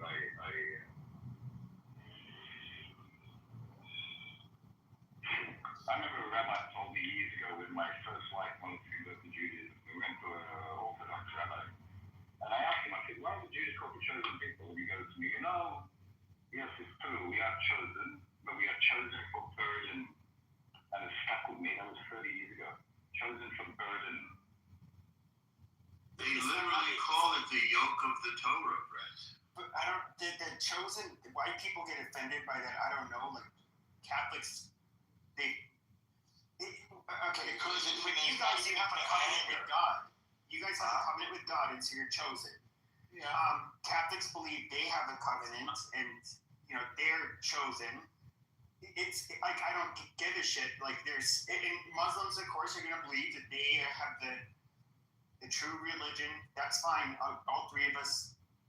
I'm not religious, by the way, but you know they'll disagree. We can agree to disagree on it. Yeah, so I don't really give a shit if you guys think you are the religion and the people of the covenant that want to shine, shining beacon or light for all of the people. Chosen for the yoke of the Torah. I mean, I see Jews going around saying, hey, I'm a Jew, I'm better than you. You don't hear us doing that. No, exactly. There's some Like we think it. they do exist. So I like. I'm not saying that's the average. It's like saying the average white man is racist when the average white man is not. Do you think that we're hallucinating? But no, they just lie and gaslight. So I don't know. I didn't think so. Maybe we are different kind of people. Because from what it looks like, yes, we have different values, different standards of critical thinking, of how to even read and discuss things. Yeah, I can't discuss things. Like I go with Amir and I always take the same approach in his rooms and I like what do we agree on? And some of the things are going to be things that are like, you know, a lot of Zionists might not even appreciate, but I'll build a bridge and that's what It's not about the pride of winning the debate, and it's about like exploring ideas or educating or like it's like winning a debate, so they can lie or they can omit in order to win. Yeah, and that's why I don't know what else to say. Like I can generally, I think Jews are easier to argue with because they're easier to corner because if they're lying or if they're downplaying something because they generally are not, they generally don't play as many games when talking with them. But with them, they just say they're more honest. Yes, they're more honest, and so there's like they have no shame where it's like, oh yeah, I'm a liar. I'm lying to your face. Amazing, but I'm winning the debate, bro. And fuck the Zios. Like that's their whole strategy. It's like, oh. Okay. But I was gonna say, I came up here because like I do think terrorists, what makes them dangerous, is that I actually think some of them are highly moral people. Their moral compass is off, but what these people think they're doing is great. It is in fact the highest calling. It's for the greater good. That's a problem. But for them, it's moral. But this is the thing of what is a sociopath, okay? It's I know exactly it's not that's different. Sociopaths don't have a sense of morality, whereas these people, you do get the true believers that do morally. So if I go and I kill people and drink their blood because I believe it will help them or will bring them into a bigger reality or that will bring them to heaven or whatever, I believe it. So that's okay. Okay, but let's just say you had a religion, not a real religion, but a religion where to kill the non-believers, it kind of sounds like the Marine So I would Corps say that's a theme sociopath song. religion. Because we went to war with Libya, and you should have seen the response from or not Libya, it was the Barbaria, the Berber pilots, or excuse me, pirates. What they were doing, they were kidnapping and seizing ships, and the diplomat from the United States had asked, "Why are you guys doing this?" They said, "Well, God." Our very first foreign war was in Barbaria. But You don't mean Barbaria. You mean the Barbary pirates of North Africa. Barbary pilots, but I thought it was called Barbaria at the time. It was the Barbary coast. Barbary coast. What was the name of It was Morocco. nation? Remember there was Tripoli. Yes, Tripoli is what's in the Marines. Right, Anthem. Song. Yes. Yeah. But for some reason, I thought it was referred to as Barbaria at the time. So I remember having this really weird. It was Morocco. I mean, those people are called Berbers, which is picking up the word barbarian. So they were, I mean, to us we were barbarians, and to them we were barbarians. But anyway, yes, they kidnapped us and held us for ransom. And they use a jihadist. Yeah, and they use a jihadist explanation for why they were doing it. I didn't even know that. No, yeah. Look up. Actually, I'll look it up. The response was crazy. It was like literally an ISIS response. And so we had to go to war with them. But I do think that, especially when it comes to religion, to them, their religion is their morality. I think, and this is something like I noticed when I was younger. I was a fuck up. I was always in and out of trouble, and the law and other stuff. But I noticed there was like different types of fuck ups and like lawbreakers. You had the kids who were kind of like they did what they were supposed to do, but they had like really bad families. They were born into gangs, all of that stuff. But they were generally, I guess you say, more disciplined. But they had, but morally, they were just very askew because of how they were raised. Then you have people like me who just kind of bent the rules. But are these your fellow fuck-ups you're talking about? Like, like juvie or whatever you call it? Yeah. That's it. And then I would say that when,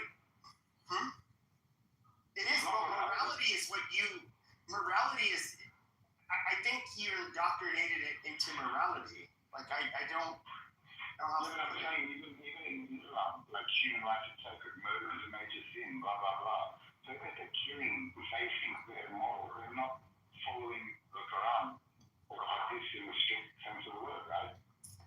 No, I would say not if they think they're at war with a group of people, and I would say even when it comes to nationalist movements, where civilians do get killed, I do think that amongst the IRA or the Basque separatists or the Corsican separatists, you do get true believers. And I would say even with the communist terrorists that you saw, especially in the earlier parts of the 20th century, these people were true believers. These are not fuck-ups. These are not undisciplined, amoral people. These are people who believed in a higher calling. And because of that, they were going to be very steadfast in committing, atrocities to accomplish their goals. I don't know what to say, but are you Jewish, man?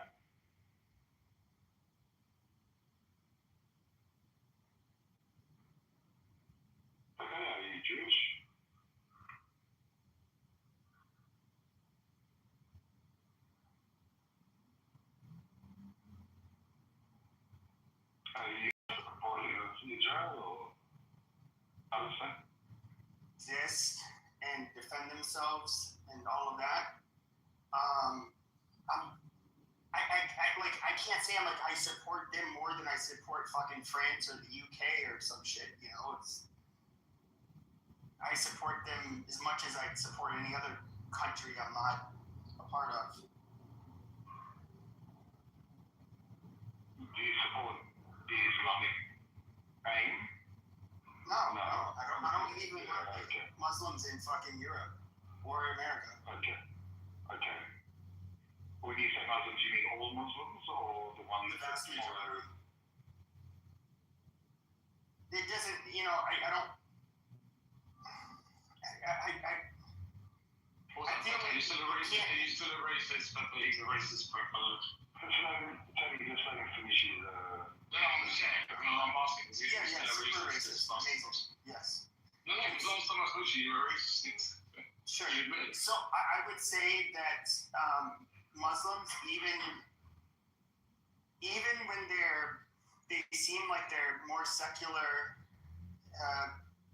you get enough of them around, things are just going to change. I don't.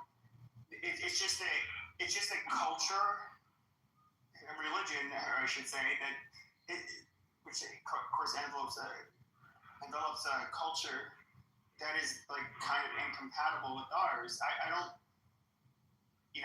hate them. I just want to avoid trouble. Can I just ask, if you have thousands of Chinese people in Chinatown, does it look like Italy or does it look like Chinatown? Chinatown, but Chinese aren't like trying to butcher people, just being honest. Neither are the majority of Muslims, but you're happy with. When was the last? You're happy with like Chinese, like Chinese, where they all gather by themselves. That's fine. Yeah, that's fine. But when you're happy with all of when is the last time a person in furtherance of like I don't know Confucianism or being Chinese, their ethnic, their racial background. When had they committed a terrorist attack against us? Oh, that's right. None of us can think of one in the last, I don't know, how many fucking decades, because they don't do it. That's a good point, Tony, right? What he's saying is a good point. I get it, but still, like you're saying, it doesn't fit with our culture. Their culture is completely different to ours, so... It is, but it's not hostile to ours. That's the main fucking difference. I mean, the one thing not all Muslims are hostile to the West. Tony, with all due respect, I tend to agree with you. However, I'll say this: a Muslim who doesn't pray, who doesn't follow the Hadith, who doesn't read the Quran, is just as much of a risk at the hand of Islamists as we are. So they're not technically Muslims in the eyes of Islamists, right? Tony? Yeah, okay. So I agree with you. The majority of Muslims that I know, they don't pray, they don't read the Hadith, they're just cultural Muslims, they're Muslims. Yeah, but we didn't go around like shouting out. But they're not even a fucking race. They're not even a race. They're not a race, though. The problem. That's between them and God, right? Sure, no, not if they're harming us. You're just discriminating based on. No, that's not discriminating. No, that's bullshit. So first of all, there are white people. We can look at the Bosnians. We can look at the Albanians. They are majority Muslim. We can look at also Chaldeans, the Syrians, the Coptic Christians, the Lebanese Christians. They're brown Middle Eastern people that are Christian. And I have literally zero problems with them immigrating into our countries. Why? Because they're not hostile to us. So, I like cut the fucking bullshit saying, oh, it's Bradley. You are literally so a Syrian Christian and a Syrian Muslim. Say for example, you can't be a Syrian Muslim. A Syrian is an ethnic. They're Christians from northern Iraq. That's right. So you think it's Syrian Muslims? Syrian. ASSYRIAN.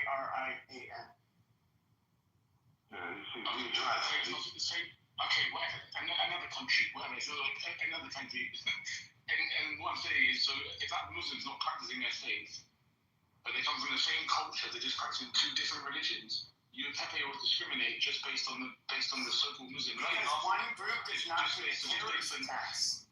He's not even One group is not trying to, doesn't have a one state. Now he's just a person that came from that country, but just because you think he came from a Muslim background, you think he's going to do. He's not even practicing his faith. You'll just discriminate based on. I didn't say that. Tony, you've got to understand. You've got to understand because he seems to have tiptoed around what he said. He said, if you look at Chinese immigration, for example, in Australia, right? There's never been an issue in regards to safety. Unless they've got a very different culture, but they've never committed acts of murder or terror. Okay? Chinese did the triads. I'm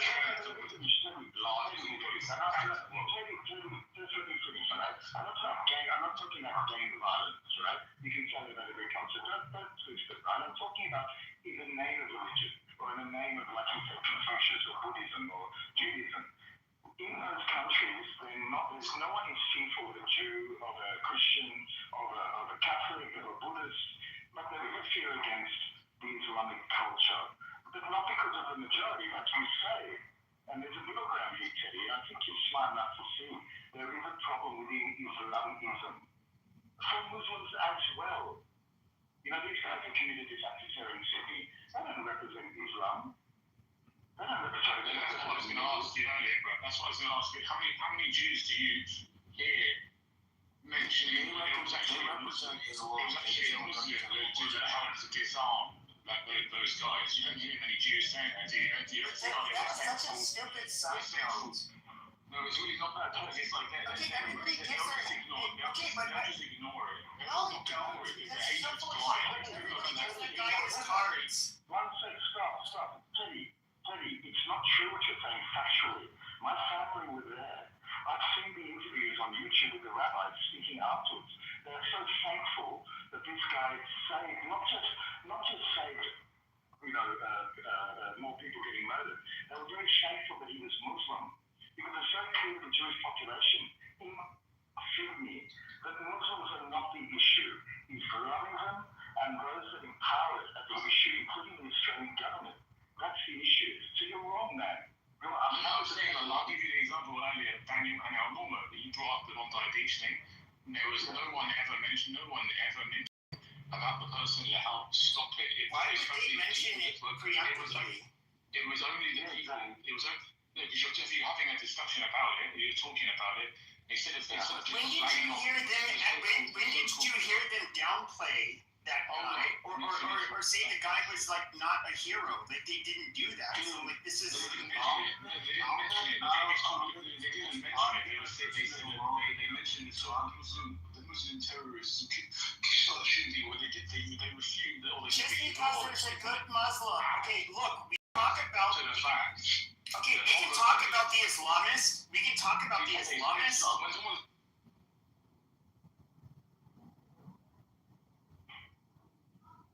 Okay, it's just one at a time, otherwise it's not big smoking. But look, we can talk about the Islamists, okay? The crazy Muslims that want to fucking kill in the name of Islam, okay? And we can look at Ahmed, who risked his own life. He got shot a couple times while trying to save lives, mainly of people.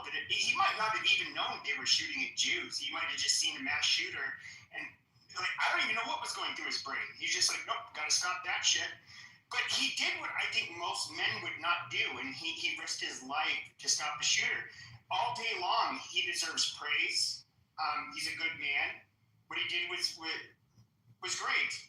Let me finish my point. People like Daniel and Al Normo hate Muslims so much. I've heard Al Normo say things like, "Oh, if you're a Muslim, you're a terrorist." Like He's never said that. I've known him for years. He has literally said that. Yes, he has. 100%. Daniel says it all the time. These Muslim terrorists. Are you a Muslim? Yes, they do. There was a guy shooting Al Norma used to hang around with. They would cuss out the You're talking about Chucky. Yeah, but Al Normo was there, and then they make songs about it. They joke about it. They joke to you. Shook D was somebody they distanced themselves from because he was crazy. And yes, he did do a lot of that shit. I don't know if you understand. Al Normo would be there amongst it all. You don't understand. These hardcore Zionists, they don't want to recognize that when even when a Muslim does something good, they will. What is a hardcore Zionist? Do you consider him hardcore Zionist? El Normo's not a hardcore Zionist. I don't think Brett even realized when Brett, did you realize how they were talking down to you? Like they were like, you don't even really know Israel. Al Normo, I don't think you know. I think you know Israel. No one was talking down to me at all. And Teddy, no, they weren't. That's just your perception. Doesn't mean it's true. And Teddy, what do you think about the Bombay attack? That's no interest about these two guys that did the it's horrible. killing. Were they doing it in the name of Allah? Of course not. They can say all they fucking want. They weren't doing it. But I completely disagree with it. But then to create a whole story. Were they doing it in the name of Allah? They could be doing it in the name of fucking someone who's in Mars. I don't give a shit. They're not part of the Islamic faith. Brett, are you? If someone's like a schizophrenic or someone that's fucking lost it and escaped a mental problem, Are you Muslim? Okay. No, I mean, I'm obviously, I'm asking Brett, right? Yes, so I'm asking Brett if he's Jewish. I'm trying to get you. I'm asking Brett if he's Jewish. Hold on, Skull. Hold on a second. I'm asking Brett if he's Jewish. See, he asked me what I was, and I'm just curious because he said he had people. I'm Jewish. I'm Israeli. I'm Australian, and I'm a Zionist. Okay, right on. I'm just curious, Teddy. What is that? I see what looks like an arm patch for Palestine. What is that in your PTR? Take a photo, go and Google Lens and look at our company. What we're talking about the Bondi Beach thing. And you for one. No. Because I'm trying to get. I just asked Brett. I just asked Brett what his religion was. He told me he's Australian Zionist and Israeli. Now I'm asking you. Okay, I explained what I am. Now I do see that arm patch, or the two patches, and so obviously we see the Palestinian flag. Obviously, because it's a military patch. Am I allowed to finish my point? I was trying to make about fucking 5 minutes ago. I guess. Well, I don't know. What is it that you want? No, you have to create a full picture, right? This is the thing. I'll come out and say what they did was wrong, right? On that day in Australia, but I'll also mention the fact that it was also a Muslim that helped save the people that these guys were trying to kill. Yeah, we all said good for you. Makes us sound like cucks. This is what makes us sound like cucks. You justify yourself. Okay, whatever it is. Yeah, fuck those guys. Let them get blasted. Fuck those kikes. At the end of the day, as long as there was no white people who got killed in it, then it's all kosher, man. Fuck that. Jews shouldn't feel safe anywhere around the world if Muslims or Arabs are getting blasted and American lives are being used and American finances are being used to allow this or facilitate this. So fuck that. Who cares? Fuck her too. No one gives a shit. Who cares? If they don't give a shit about the 10-year-olds that are dying all around the world, then who gives a shit about? See, Teddy, that was a Muslim. That was a Muslim. That's not man.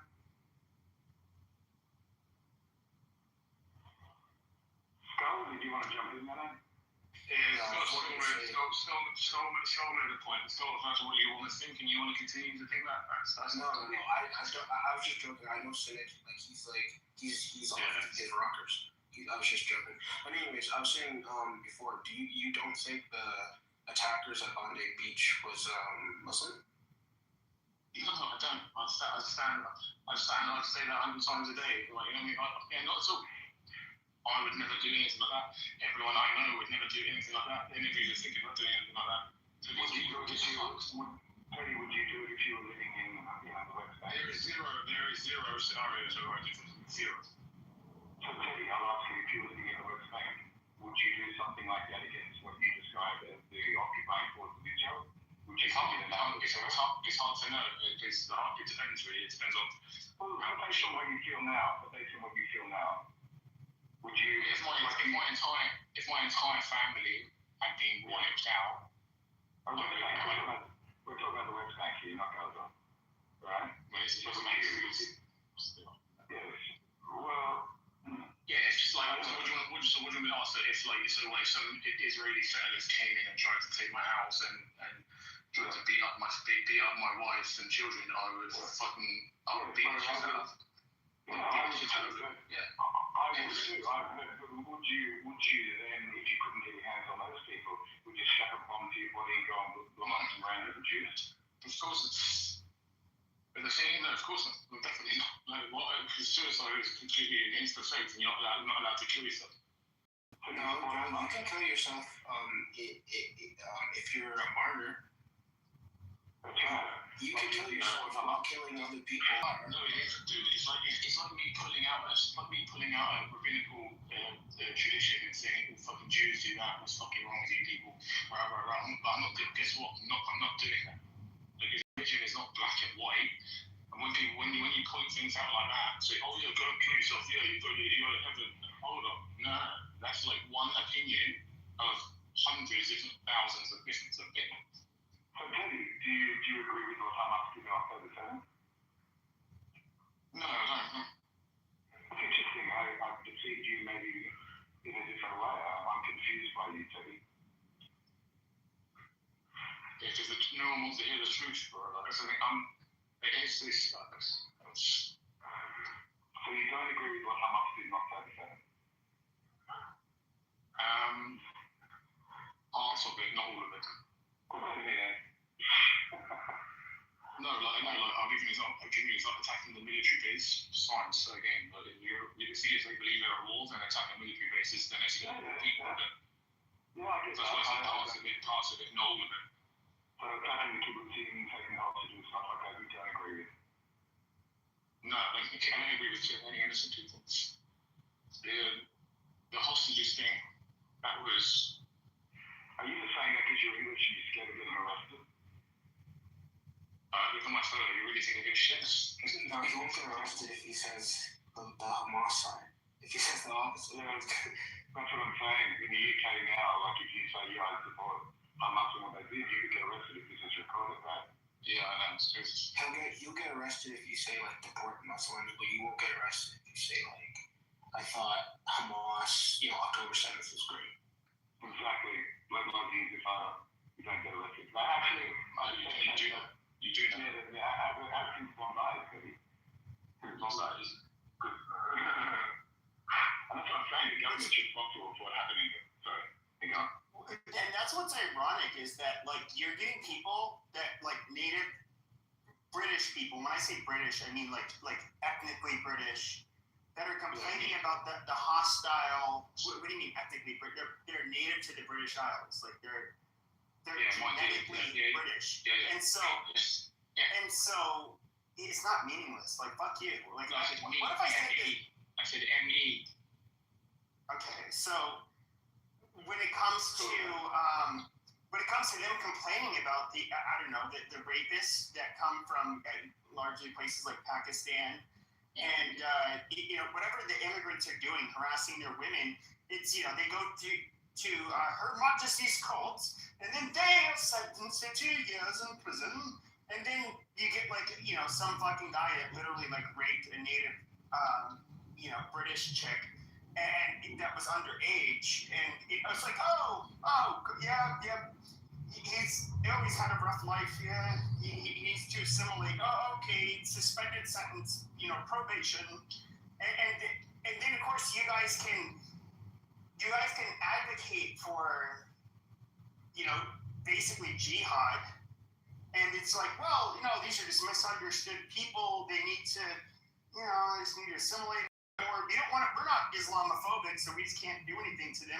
Oh, but then they'll crack down on the native, British people. That is bullshit. That is kind of part of the reason why it's a fault of the British, but it's also a fault of the people that are coming there. That don't value life and yeah, I don't know, things like consensual sex.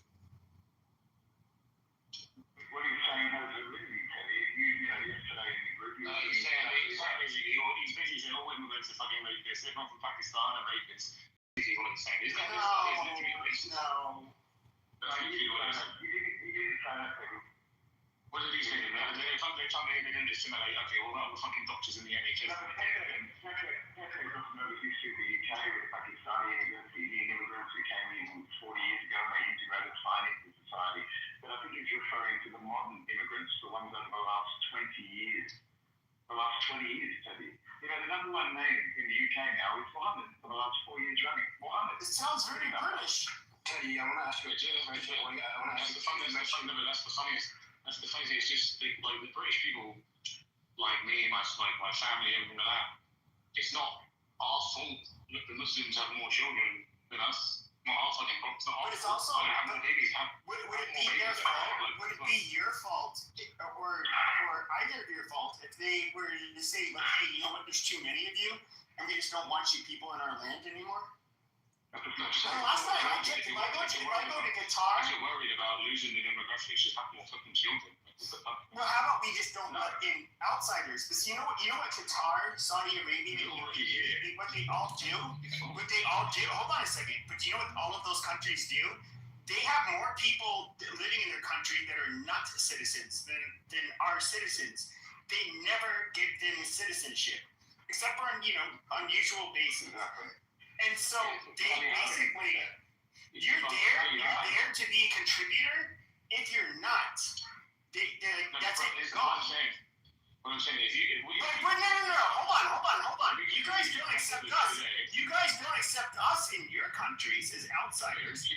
But you want us to grant you a level of hospitality that you would never grant us. That is bullshit. Talking at the same time, you know. There's two people talking at the same time. Well,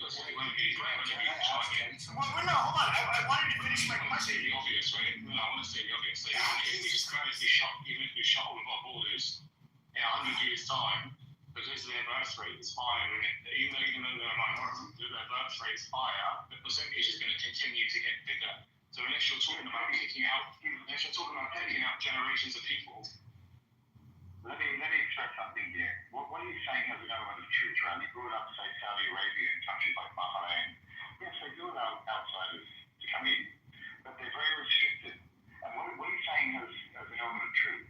As far as the kicking out is concerned, yeah, kick out ones that are not legal. It's simple as that. Kick them the fuck out. The ones that commit crimes, kick them the fuck out. But as far as regulating the population in the UK, France, all these English countries, we have to be like Poland City. You're not going to like that. But it's 100% true. Why should we change? No, why should we have more children to be able to keep up with There's already here. That is exactly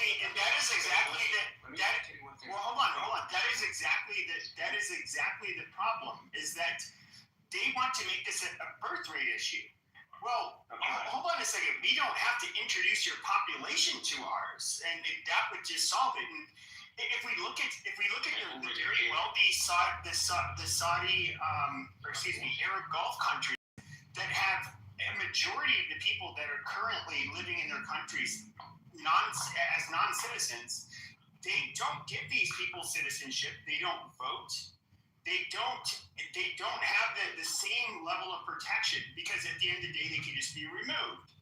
I do not think that Muslims should be they would never grant this level of charity to us. They would never allow us to fucking proselytize or build a fucking church in their country. That's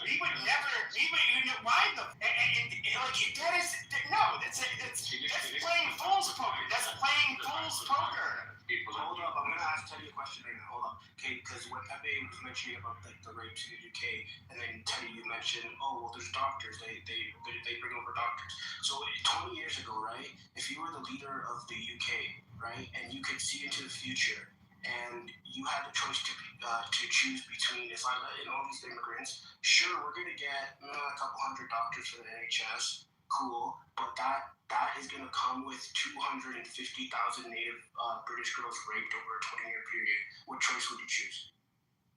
So you're saying that people Like in who terms commit of 20 years ago. or not. Like if you were No, I 20 years ago. I would ask the question: when did these people come in? And so, like the people that raped this, when did they come in? Like 20 years ago, or they come in recently? No, well, the rape of Britain has been, well, it's been more than 20 years. It's been about like 30 years for like the rape of Britain. But the point is that you were basically saying that, oh, well, we got doctors here too, but the bad outweighs the good in this situation, right? Like, no Brit is going to be like, oh, yeah, it's so great that there's 250,000 rapes over 20 years, but at least if my leg gets broken, I can go see a Pakistan. He's playing the same game. Just like when he mentioned the hero in the Bondi shooting, he wanted to deflect. He wanted to deflect to the one good Muslim, despite the lives lost to the two very bad Muslims. This is fucking retarded. Let me give you. You started this thing. My whole life shuts your inspired argument down. The way you hate Islam so fucking much, I'm not even going to entertain me telling you about my life. I don't hate Islam or Muslims, basically, and you're using me, and that's an antidote. I'm not an entire population. I'm one fucking person. You have to look at the whole fucking population. Well, Teddy, Islam hates. So, let me ask you this. Let me ask this question. Everyone's parents, say from previous generation, then they were born here, right? Now, say Pakistanis, wherever, African, whatever, right? They're born here now. They're born into this. They're born here. They're British citizenship. Are you saying those people that were born in this country should be kicked out? I mean, personally, I would kick out. It would be on a case by case basis. But you're asking me if I was like Pepe of the world. Yeah, sure. I'd still kick them out. Just like how your Islamic countries would kick us out in a heartbeat, I would absolutely kick you out. One sec, guys. Let me have a bit of a contribution here. First of all, Pepe, you can't kick him out as a citizen. So forget that under democracy, you can't kick him out, okay? Not that I disagree with you, right, but you can't kick him out. Teddy, I'm not sure what you're not understanding what Pepe said. Just to go back, when he's talking about Muslim countries, okay, Saudi Arabia, Bahrain, places like that, they turn down non-local citizenship, okay? So that's the future. Do you know the future? Teddy, because of the demographic issue. And then One people, that's what I'm saying. The only other option is to kick out those people that have citizenship. Yeah, Teddy is right because in a sense, this is what has happened. It's already too late, right? The birth rate between the Muslims and the native English, or even just the native in the whole Western, governments like Canada and whatever, it's too low compared to the Muslims. So when we fast forward to 70 years, they're going to be at about 17 million to 20 million in the UK. So how do we resolve that issue? You have to get out. Yeah. So this is where I'm going to sound like a fascist to you. I think in Europe they're going to have first. If I had to predict, I'm not an expert, but things will start kicking off in one country, then another, and then there'll probably be somewhat of a unified front trying to kick these people out. And it's happening very quickly. And if we look at like you said, the most common name in kick you out. Muslims. You can't kick out. You can't kick out in a democracy citizens, which is what Teddy's saying. Well, no, I agree, but I think when it ends up when it evolves into being civil war, okay, that gets on the back burner. Now, if you have a democracy where you have people, and by the way, you can look at throughout history, you've had people democratically elected that completely change a country, that end up becoming fucking tyrants. You're going to get people. You're telling me, as a native to this land, My wife is not from here, by the way. You're not telling me. I've done a DNA test. I literally, I think the furthest for the past 500-600 years, my ancestors have stepped out 1% in Spain. Like literally, Wait, you're English? I am through and through the UK. Like, So you're a revert to Islam. 55%. I'm a 55% Indian, 55% English, and then okay, if you're a white Muslim, okay, so I get it. So if you're a white because you just interrupted me again. So you're telling me that every child that I have has to be deported from this country just because they're my children? No, I would say if okay, guys, just bring it back. Make it to me, man, because I want to make his point, Teddy. Okay, let me make his point so you're not talking over each other, so we can clarify what he's saying. He interrupted me. No, but Teddy, I'll answer you this very simply. If you're a native British person, you can't be deported. I do not think you should be able to kick out people that are converts. Like they're still native to your land. So we're going around in circles, Pepe. So how do you resolve the issue? Yeah, let me answer that question. Okay, so the only way to do that is to kick out and deport as much people as legally possible, and then on top of that, the Western country assimilated program ever. They have to agree. You can't call it fascist, Teddy. What is the difference between like an Islamo fascist? You have a Muslim majority in your country, and they by democratic means they end up getting in power, and then they democratically want to fundamentally change a country like the UK. They democratically want to have head coverings. They democratically want to make punishments that we consider, barbaric and Stone Age to be commonplace. Like protecting democracy at that point starts to become fucking shit. Bring back the Crusaders, age ending, like that kind of, bring back that kind of thing. Teddy, you have the point, right? Because 75% of British Muslims agree with Sharia. Absolutely. What is Sharia? Like, to me, Sharia is praying, fasting, doing my charity, respecting my parents. Those things are Sharia to me. It's not, that's to you, Teddy. But look, it's like intifada. People say, but what does it mean? What does intifada really mean? Blah, blah, blah. We know what intifada means in Israel. We experienced it. We know what Sharia means in Iran. They experience it. So when 75% of Muslims agree with Sharia, even if your opinion is slightly different, if you have a Sharia court, they're not going to give a fuck about your opinion on what you think Sharia is. Sharia is Sharia. Strict Islamic doctrine. Okay? So 75% of Brits want Sharia in the UK. Okay? And just to make one point,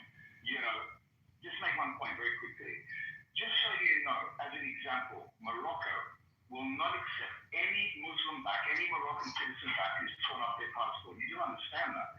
So a good percentage of these illegal immigrants in Europe are not accepted by the countries they're coming from because of the shit of those countries. They don't want them back. How do you solve that? It's also they're playing the same goddamn game they play with Israel. It's like Palestinians. They wreaked havoc wherever they went. We can look at Jordan. We can look at even Kuwait. And Kuwait was interesting because most of these people were like part of the professional class. They were very educated and had, they were pharmacists, doctors, that kind of shit. And of course, we can look which I find very unforgivable, what they did to Lebanon, a Christian country. And it's true. Okay, what you're saying is 100% true, Teddy. You can't disagree with that. What they did in Jordan, what they did in Lebanon, I was under that for a second. No, we're talking specifically about Palestinians, the radicals, right? I want to respond to what you said about the people in this country, Sharia and stuff like that. I wanted to respond to that. So. Okay, but just one second. What Pepe brought up has some fact to it, right? What they did in Jordan, what they did in Egypt, what they did in Lebanon, it's horrible. Would you agree with that?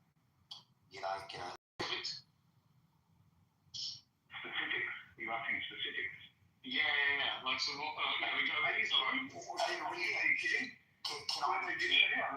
Koala, just 1 second, I'll let you jump in, right? But what they did in Egypt is they created the Muslim Brotherhood. What they did in Jordan is exactly the same thing. And what they did in Lebanon, as you well know, with the civil war in Lebanon between the Muslims and the Christians, is exactly the same thing. The fact that you choose not to see that and not to be part of your I don't know much about it. I haven't. Okay, you haven't given me a chance. I don't actually know much about it. I haven't really looked into it too much. Well, what they're doing in the West is exactly what they did in Jordan. It's exactly what they did in Egypt, and it's exactly what they did in Lebanon. Okay, it's exactly the same thing, and they're doing it now in the West. Look at the history of Jordan, Egypt, and Lebanon in regards to Islamism, the Muslim Brotherhood. Yeah, I heard about the Muslim Brotherhood about 2 months ago. But the funny thing is like you don't. I don't think you actually ask many. Maybe it's just me. Maybe it's just my circle of a few hundred people, like Muslims. And other people, other states, by the way. Why are you beating around the bush? Why can't you just say no?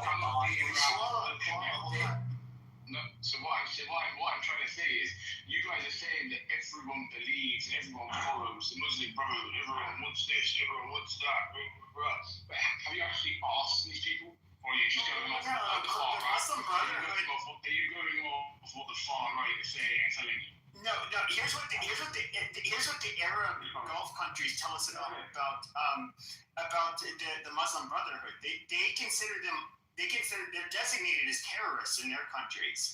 Now, what we do allow is for the Muslim Brotherhood, especially in America, their organization here is called CAIR, CAIR, and they are it's part of the Muslim Brotherhood. And they do, if you can only look at their responses after terrorist attacks in the United States, I found it always disgusting. They never apologize, they never sympathize. It's only, like, I remember it was in San Bernardino, you had this husband and wife that committed a mass shooting at the male's place at work, and not only did they not apologize or give condolences or anything like that, their first order of importance was like, oh, hey, they have children. They need to be adopted by a Muslim family. That was that. I mean, these are very disgusting people. And I would say, why is it that these Gulf Arab states, they designated them as terrorists, but we put up with their bullshit and their propaganda, and like, why should we do that? Like, these staunch Muslims. Yeah, I'm just gonna shut up and say, just keep believing the narrative. I should say. And the advice they've given me, I've actually met people that have actually tried to radicalize me and what they think and how they behave based on the normal people. I can deal with this, but you guys just don't want to. Well, let me ask you. You don't ever hear the other side of the story. That's all I'm saying. Teddy, can you let just Koala jump in here? Right, Teddy, do you know anything about what Isara, Yahoo, and Mushrik means in Islam? Do you know that? Right, so Nisara is Christian, is Jews, and Mushriks are Hindus. Precisely written over there that when the Sharia law will be implemented, what's written in the Quran, chapter 9, verse 11 and 5, whatever it is written over there, a couple of verses, they will be implemented, and they have, listen, Teddy, I'm just listening patiently, just let me talk. All I'm saying is that they have done back the same thing in the Jordan, right, the Christians. They have done in the past in Egypt. They are doing the same thing in your country now. Why are you just beating around the bush and just call the spade a spade? They, the one you're just trying to save and bring ifs and buts in this conversation, all you're trying to do is like a washing thing. Because Muslims are pretty much clear. 90% of your Muslim men want Sharia law. The same Sharia law they just fucking ran away from their own fucking country. The Pakis back in the countries don't fucking like their Sharia law, although they want the Sharia law in the Western countries. So stop being around. So you're saying they want what they don't want? you basically just say what they want, but they don't want. That's a new territory. It's right simple. Teddy, did you say someone wanted to? That's what I keep on saying. The shit you don't want in your country, why bring that shit here? We have seen what happened when they just fucking did the Bondi Beach and they killed people. They know there will be repercussion and they, oh no, you're not like that, and they paid fucking couple of waddies and they're telling them, oh, there's Islamophobia. Same fucking playbook from the last 25 years. When it happened in 9/11, there was a repercussion. What about Islamophobia? It's all right, Papa. And that's the one thing that brought up when they did the 9/11. They brought Islam. Alright guys, just one at a time, please. Koala, just finish what you want to say, buddy. What I'm saying is that, there was a pushback after 9/11 and they knew that. And they brought this Islamophobia thing to fucking fool the cunts like Teddy and us. Teddy, did you say that you had people trying to radicalize you? So, like Islamists? Yeah, I got them to suck right off my face, yeah. Alright, and what were I hate that terminology. I hate that terminology. Like, yeah, fuck you, Tommy. Okay, hold up, quality. No, I don't like it's like I'm fucking. Okay, not Islamists, whatever. Like, what were they trying to say to you? They were like trying to talk me to jihad and saying about America, I've done this to our countries and done this to blah blah blah. I just told the guy. So I remember exactly where I was in London, East Street Mosque in a shop. I was buying some foods. I just told him basically, dude, fuck off, politely. Go and learn your script. Go and actually learn your scripture. Go and do all that. Because you are fucking out of it. Yeah, there's no point, bro, because they're fucking extremists. I'm just not bothered. He is an alien in the community. They are not. Don't you understand, by you? No, because it'll be a fight, Brett. It'll be a fight. They're like a nutter in the pub. You know when you go out with your mates and you're drinking, there's always that one fucking prick that's going to got out. Let me ask you something. That's the type of people he's on. So did you ever think to report that person or whatever, if it was a group, to police or whatever? He was already a week later. He was arrested. Okay. And then I have one more question here. How long have you been a Muslim? 10 years. 10 years. Okay. So, and when you hear people like that, you think that they're just random quacks who know nothing about the true Islam and they have no idea and they're misinterpreting the Quran. I think if you got 100 Muslims in a room, and the division would definitely be these guys are fucking nuts. They don't know what they're talking about. There's enough people that have knowledge of Islam that can Islamically refute everything they say. But Teddy, with all due respect, what he's saying here, and this is a problem in the fucking world, if the people like you and your community are not standing up and doing the right thing by the rest of us, and either reporting them or going to your imam and speaking to your imam and saying, what the fuck are these guys talking about? They are dangerous enough for the imam to report them. You are empowering them. You are allowing them. Would you go out of your way to report far right here? Absolutely, man. If some far right who came to me and asking me to join to go and murder Islamic people, I would absolutely report them. And I would absolutely fight them. Are you kidding me, Teddy? I'm asking you, Teddy, are you reading different kind of Quran? By the way, Are you reading different Quran? Are you reading different Quran? You need to get a little bit of break on that. Okay. Are you reading different Quran? Because the extremists are also reading from the same fucking book. Yeah, there's different perceptions, Koala. There's different It's clearly written how to kill the fucking moderators, how to kill the fucking Messiah, the Christians. They got me clipped. I'm back with the new account. Brett, what's the... Yeah, go for it. Teddy.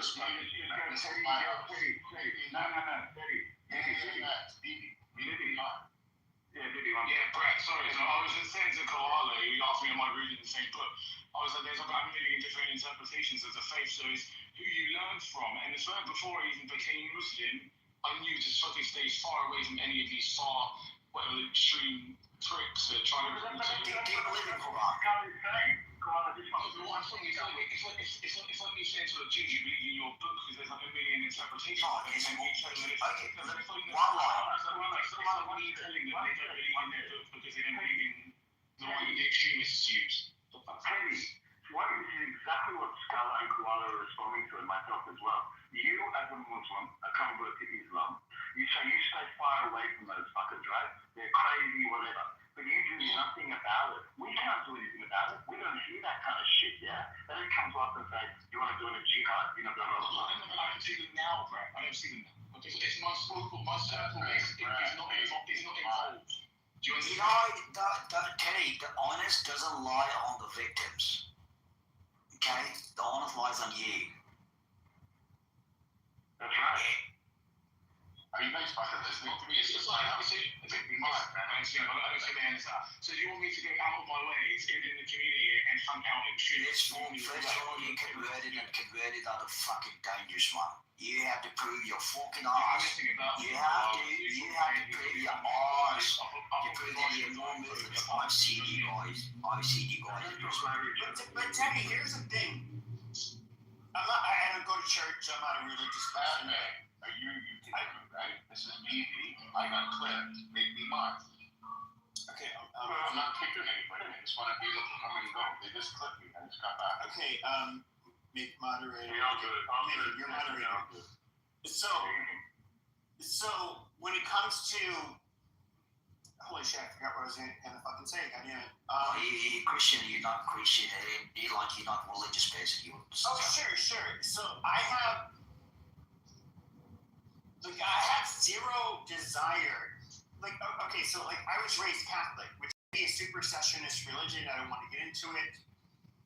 But we feel like we have a special covenant with God. Muslims obviously don't recognize Jesus. They have their different interpretation, or not interpretation. I'm not willing to kill or harm people. I'm not religious, so this is kind of doesn't mean that much. But I do think that if people are religious, we should not murder each other. And if we look at the United States, the vast majority of the people that founded this country they came from a Christian background. Now, they were different denominations. Some of them were deists. They were not particularly religious, such as myself. They didn't really cause any trouble. But what I see is that you do get an extremely radical strain that you don't see in other religious groups like Christians and even Jews. Now, yes, there are Jews that are absolutely crazy, batshit, that will be willing to commit terrorist attacks, but they're extremely small in number. Same with Christians. But with Muslims, it's so amplified that you see this happen, rather on a regular basis throughout the world. And when it comes to Islam, we can look at the history of when it comes to European Christians. It's been one of the them conquering and then us expelling them. But if we look at Islam throughout the rest of the world, we can look at the Austro-Hungarians, we can look at the Buddhists, any of the groups in the Far East. They haven't gotten along with anybody, despite which continent. And we can look at General Jack Pershing in World War I. He said that this was his comment, that Islam to a man is rabies to a dog. They were facing human machete charges where they were wrapped in wet bamboo, and they had a 38 caliber weapon. That's how we ended up going to the 1911 45 caliber. So basically, we needed stopping power. Would you say that again? Would you say that about, say, Saudi Arabia or Bahrain, the Muslims who did that? Well, I would say, they seem to be when it comes to those Arab Gulf countries, I still think they're very backwards. But they're in the process of reformation, just like the Christians did a few hundred years ago. yeah, so I don't really pick on them. Exactly. So when we're talking about Muslims. Yeah, but I do think that we get Muslims. Here's the weird thing that I never fucking understood about Europe. They say, oh, these people are just not assimilated, you know. It is a Syrian man ends up raping, a native European woman or masturbates in a public pool. We all know these people would never do that in Damascus. That's what I'm saying. It's bullshit. Namaskar. Namaskar. Yeah, you really take it on the Aussie time, bro. Thank you. Really. Thank you. I just started the business here and put my money here, assimilate. That's a fucking thing. I decided to leave the country here. This is my country now, and I might fucking had to actually become very fucking proud when I see the Australian flag, and that's how I roll. But it also explains you're very anti-Islamic. No, it's like that, but I saw people really good, nice, really cool Aussies, laid back and all that. Then I fucking saw these couple of cunts coming here on the fucking beach, doing their fucking crazy, like, the fuck is happening? Why are you imposing your fucking things here? People are too naive, and they're too good.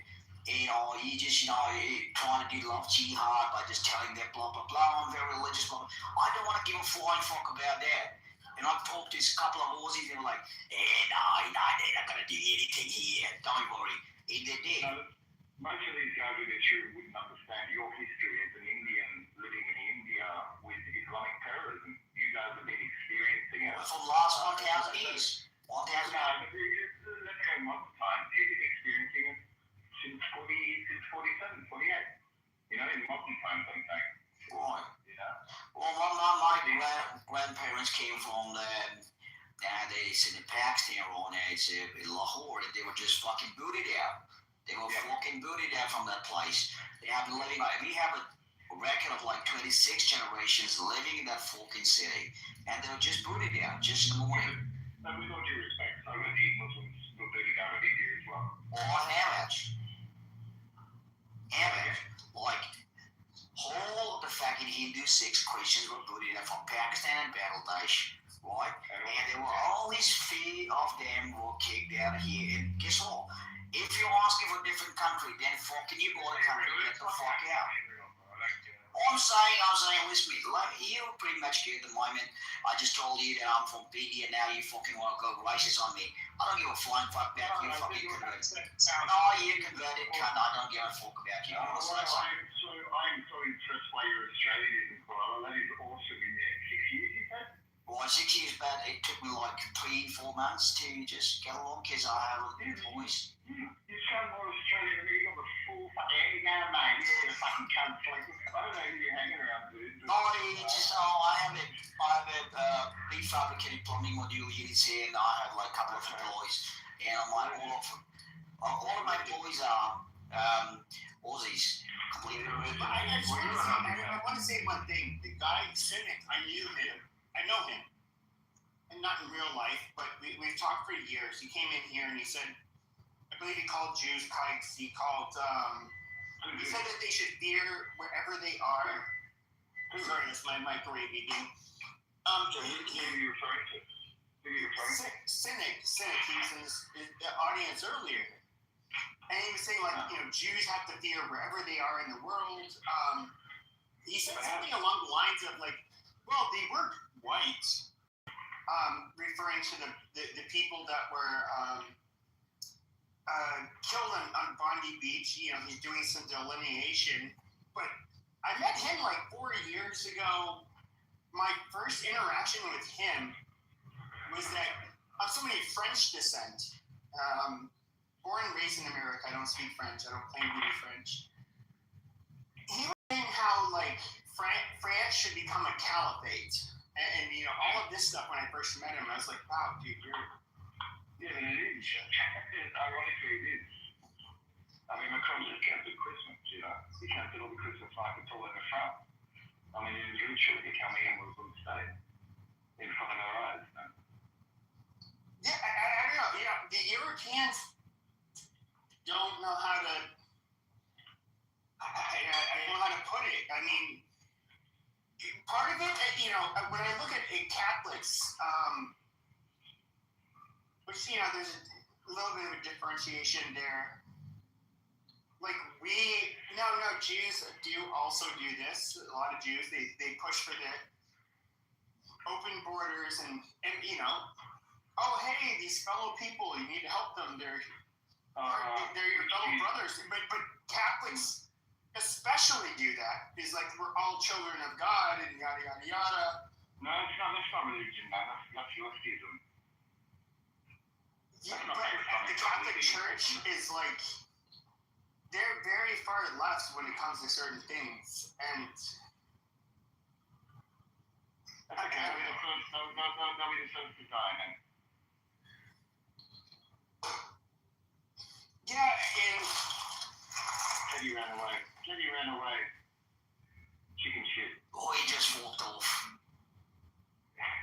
No, he ran away. Yesterday he was in a media group and he was like ganging up on me because I was the only dynasty in there and I tell you, this fucking converted shit cunt fuckwits, they are the fucking dangerous one, the fucking Trojan cunts. No, I agree with you. Yeah, but in Amir's room, they don't moderate fairly. Like, they activated Amir so many times. I've been in his room so many times. Like, I don't completely agree with everything when it comes to Zionists. I'm an outsider. But I will debate, you know, Zionists. But you're a Zionist, definitely. No, I support Jews having a state and existing and defending themselves. Yeah, exactly. Yeah. No, I don't disagree with that part. But okay, so you're a Zionist. Just like how but I hold that same standard for Israel that I hold for other countries. And so, you know, there's obviously. One second, because I'm hearing you, I'm reading through what you're saying. You're a Zionist, you have a massive issue with Islam, you feel it's an unsafe religion, you don't feel safe, it's like oil and water, but you've got this a little bit of cynicism about the way Israel is dealing with it over there, at the front lines. So that's my confusion with you, Pepe. It's like you say I'm a Zionist, but... Oh, no, I'm very, I have a question. So, when it comes to Zionism, I do think that a lot of very staunch Zionists, they will kind of have a Israel-centric view, whereas I'm not quite the same. I think Israel should be able to defend itself and do what they need to do to exist and survive, but it's not a focal point for me. And so, just like if France was to get invaded or any other ally, I would hold them to the exact same standards. But it should be for you because Israel is literally at the front lines of the most radical of radical. So I'm confused of your, you know, they're the front lines, man. I live there, I serve there. Well, you know, when I have these conversations, can I have 2 minutes? They're tailored to like what we're talking about. Yeah, sure. Just like, Dave, I'll just give me 20 seconds. I'm standing up for Jews and these people. I'm not somebody who talks about how negatively about what they've done during the war because I don't have enough details at this point at least. I'm somebody who doesn't hate Jews. I don't put Jews as even worse than people like me. No, I'm going to explain that position, right? I'm going to explain. So when I start, right, cynic will interrupt me because he fear me the most. So basically, the situation is this. From the political Islam point of view, it's all about percentage of land mass is still under the Ummah. That is how they look at it. So, perhaps the position is more protecting or preventing these people increasing the land mass, specifically in Western nation. So the Europe suffer parallel society, right? Just like in US, Minnesota, Somalia has places there. If you follow the YouTube, how do they move to Minnesota, the area? Basically, they come from Europe, because the way it works is when you conquer places in Europe, you convert them into a parallel society, right? So that no more white people would go there. Then you just leave a couple of people there, but the rest move to another parallel society. So it's just like, it's like some alien, right? In sci-fi, they move from planet to planet. They finish the resource, they move to another planet. So this is the same playbook. That's how they do it, right? So they finish London, now they go to New York. The question you had asked, which is the next Western city? We have to think as strategic as them. So targeting individual person like that is really over, right? So United States already launched counter-offensive now, right? So they already banned Muslim Brotherhood, they banned CAIR, like Pep said, right? So and Germany follows suit, right? By banning the Muslim Interactive. Immediately they uncover a lot of information from their PC. 1 week, 2 weeks after that, immediately they have a military exercise in the tunnel subway of Berlin. Why? I'm pretty sure in those things that uncover, they're going to use subway in the same way they use it like Gaza tunnel. Once you take 1,000 German into this tunnel and make it like Gaza, and then if you go in, you kill your people, and they can hold on as long as they want. So this is how we need to think. The time of discussing with them, are you pro? Is all over now. What is important to know is for Muslim religious leader, they all follow the Quran, right? So this is one thing you have to understand. You keep telling them the judgment day started, then they will surrender and be peaceful. If you don't debate them on that, then they will keep on thinking they still have chance. Real quick, Brad. I'm going to be answering this beautiful artwork here. I'm going to chop down a couple of tubbies. So I'm going to check you guys. I'm going to catch you guys later, okay? Brett, air me up. Yeah, Right, no worries. Have a good one. Have a good one, you big, beautiful bastards. You Aussies can have me back. I added both of you. No worries, mate. Yeah.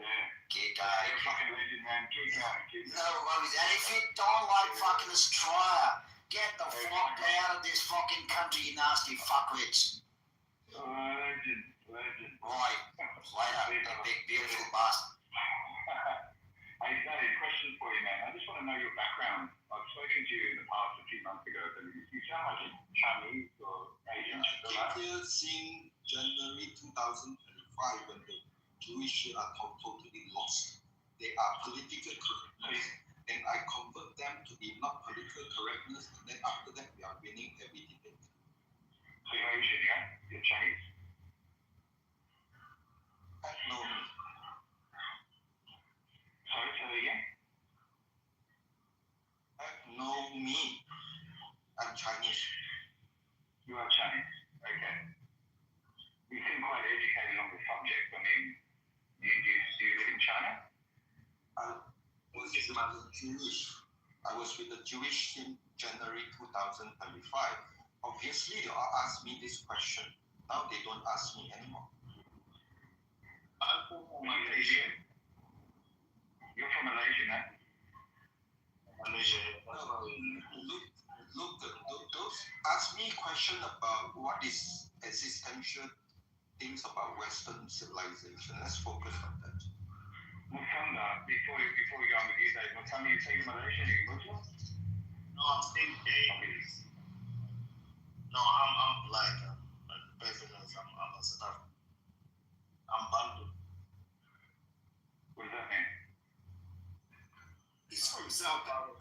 He's South African, but I don't think he's Christian or any of the Abraham religions. Maybe just so we know who we're talking to here. Sorry, I'll shut up for a sec. Is there something you wanted to say? No, I'm just saying he's banned too. Like it's somebody who's not going to be tied into the religious wars that we're seeing.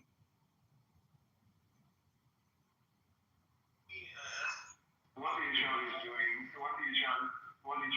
on the front lines is 100% necessary.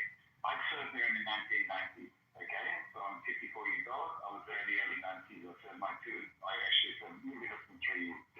And what I saw with my own eyes was the majority of Muslims in Israel, within Israel, the 2 million Muslims, good people, man. They're just like Jews, Christians, they're Muslim and Zionists. It's the ones in the West Bank and Gaza that have been indoctrinated by Hamas, by Fatah, by the PA, to hate Jews, not just Israelis, Jews. You know? No, Brad, can I correct you on something though? I don't think that Muslims in Israel, they're not mid-40s. My first roommate, he supported Israel, which is, this is decades ago. But he was somebody, he prayed several times a day. It was awkward. And most people at that time, this is pre 9/11. So people didn't know much about Islam. He was called Aladdin. That was his nickname. So he prayed on a rug.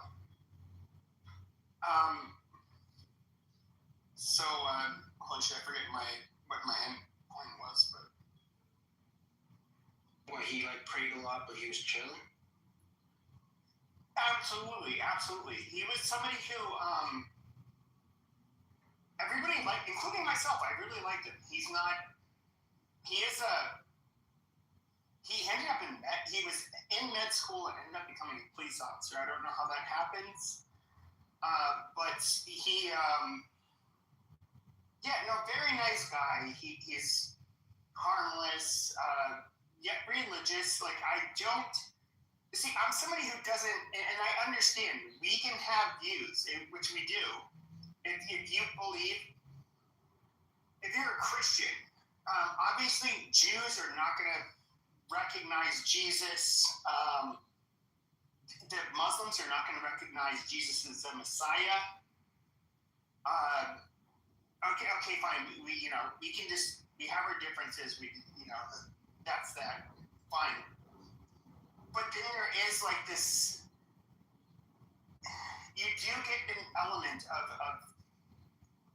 Muslims that are absolutely, and by the way, Christians do this too. They find Jews very offensive for not believing in Jesus, but they tend not to kill Jews over it. At least, contemporarily. But then Muslims, they kind of do the same things to both of us, but they absolutely kill us. And there seems to be no real condemnation of what they do. It's just oh no, but what about Islamophobia after they do it? And it's just well, Pepe, seriously? Let me explain. So the Muslims in the West, right, and even throughout the Middle East, most Muslims are very, peaceful and normal people, right? They're just normal people trying to live their life, trying to be a doctor, trying to be a this, trying to be a that, right? And the westernized Muslims have to almost spiritualize the Quran or use the verses that command violence as historical metaphors, right? Now, what we would call radical Islamicists, those people are not doing that. They're not spiritualizing anything like the ISIS, the Islamic State, right? Abu al-Bakr or whatever, Baghdadi or whatever. These people are literal, they're in the Quran in a literalist format. So when it says kill this, kill that, they're literally taking that, literal, right?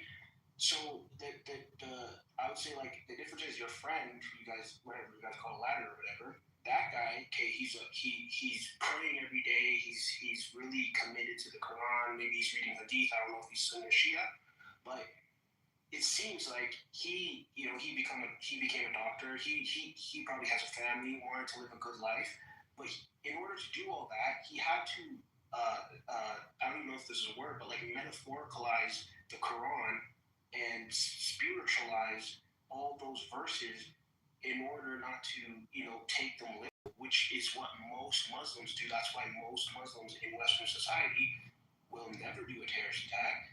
Most of them will never even think about doing it because they're reading it in a completely different way than other people are reading it.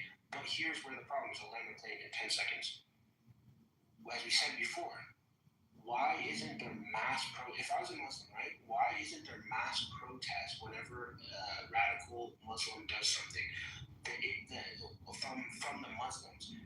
They instantly go on the victim Islamophobia side. But I'm like, dude, if you guys want to look like the shining stars, if you guys want to look like that fundamental radicalism is not a part of your religion, why are you guys in the hundreds of thousands marching down the street saying, that is not us, that is not us, that is not us? They'll be killed. They'll be killed. That's why. They'll be killed by the people. Yeah, I was done. But yeah, Brett, that's true. But even like what the Teddy was saying earlier, I didn't know this was happening. I saw it in the news. That Med guy that jumped on. And first of all, I don't even know if he knew he was saving Jews. He just saw like the guy shooting people, and he's just like, can't have that shit. He jumped on him. Which he probably, from looking at them, he probably recognized they're fellow Muslims. But he did it. At the end of the day, we can't take away what he did. He did a courageous thing. But he didn't shoot him, did he? He didn't shoot him, did he? No, but it doesn't. In my mind, it doesn't matter. He's somebody who. Would you have shot? He disarmed him, and the guy was like rendered incapable of causing any more damage. And that's so, not true. That's not true. I'll answer this question. It depends on what soil you're on. If I'm in America, if I'm in Florida, I'm blowing that fucking guy's head off. If I'm in Canada, I'm just pointing a gun at him and then I'm forcing him to like stop. I think the reason he didn't shoot is because he knew that was a Muslim. That's why he didn't shoot. Because he was another Muslim? No, I don't believe that, Brad. I don't believe that. Listen, they have very strict gun laws in Australia, and like you can get charged. They don't have the same self-defense laws that America has. That's why I said in America, it would have been perfectly fine in the news if that guy, if Ahmed, blew that fucking terrorist head off. No, in Australia as well, Scott. In Australia, if the guy shot him, he would have seen what things to do. No. He didn't get shot before. No, you gotta understand the situation. That was a disarmament. So when you disarm somebody, you take their arms. They don't have an arm anymore. You can't shoot that person unless that person still has like a gun on them. That's just how the law is. The guy went down the bridge and started shooting again.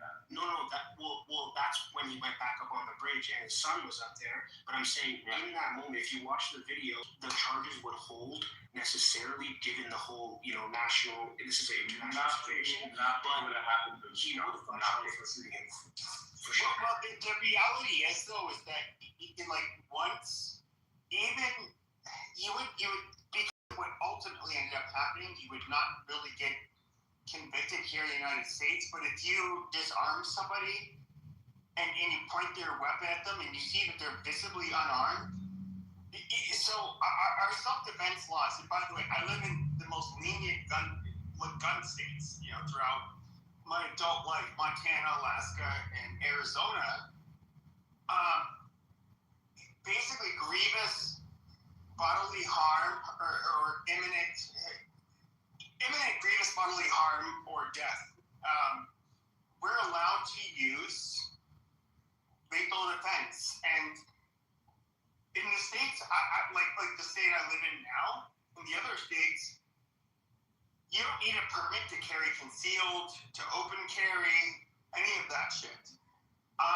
However, when it comes to use of force, if I take somebody's gun away from them and they're starting to walk the other direction, I likely wouldn't get in trouble for it if I'm being honest, but that is something where it's like it's not necessarily justifiable, so it's risky. No, ultimately, yeah, that's. I'll be brutally honest with you. I was disappointed that he was a Muslim. I'm just going to be brutally honest. I knew as a result of him being Muslim, they come out and say, see, not all Muslims are bad, not all Muslims are good. No, I get it. Because they're weaponizing it. Exactly. I 100% get it. And like just like Teddy earlier, he was saying like, oh, what about the guy that disarmed, the terrorist? He was Muslim. Why don't you guys talk about that? Yes, I get it, but I don't think like as an individual, we obviously cannot condemn him for doing what was ultimately right. Even though, like, yes, it's going to be something that's going to be, it's going to be used against, people trying to condemn the. I still love him, man. Terrorists. I don't know how many lives that man, but I still love the guy. I really do. Muslim, non-Muslim, I couldn't give a shit. He saved so many lives that day. I don't know how many lives he saved, but a lot. Yeah, if those Creole cops were useless, they weren't doing shit, they would have killed like 10 more people if that guy didn't do that. But I'm just curious, have the Muslims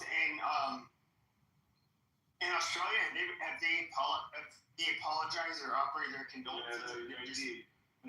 They came out with Islamic Council of Australia. Of course they're going to do that, man, because at the end of the day, they're under message. Australians have been very nice for so long, like the British. It's a very Anglo thing, accepting immigrants, accepting that Muslims are there, because capitalism, it's just the way it is. I think now they do fear Australians. This where they attack, because I'm from there, I'm from the suburbs of Sydney. My family were out there at that day, right, running away, man, and bullets were flying over their fucking heads. And I can tell you, the area, the Jews have always integrated. They're part of the community, right? Muslims, there's always been a bit of an issue. If you look in the history of Sydney and the Cronulla riots just a few years ago, Bondi riots just a few years ago against Muslims, Australians have got patience to a point, man. But they hit Bondi Beach, yeah? This is the most iconic place in Australia, and that's going to affect a lot of white Australians, non-Jews. And I don't know, of course they're going to come out and condemn it, but secretly they don't. And I know that just go on, just very quickly, go on YouTube and four corners,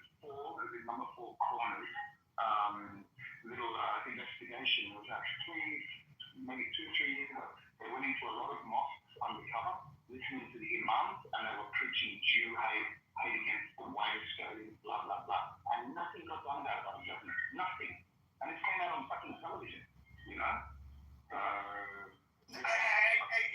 I'm not surprised whatsoever. I would just say this,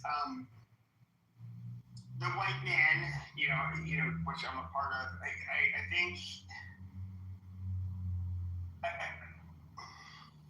we've been living like very comfortably for the last, 100 or so years. However, when push comes to shove, and they feel like they're literally in an existential crisis and they can only fight their way out of it. I mean, look, I'm not Anglo myself. I'm Saudi French Catholic descent, which would only make me the white part. They kind of they're not like exactly the people you want to go to war with. I'm just, I don't know how else to say it. I mean, I don't think they can keep this shit up for that much longer. What are they going to do? Well, when people think they're under an accident, which, for example, Jews, I think, are different, and which I sometimes find very annoying how they try to center themselves in American politics.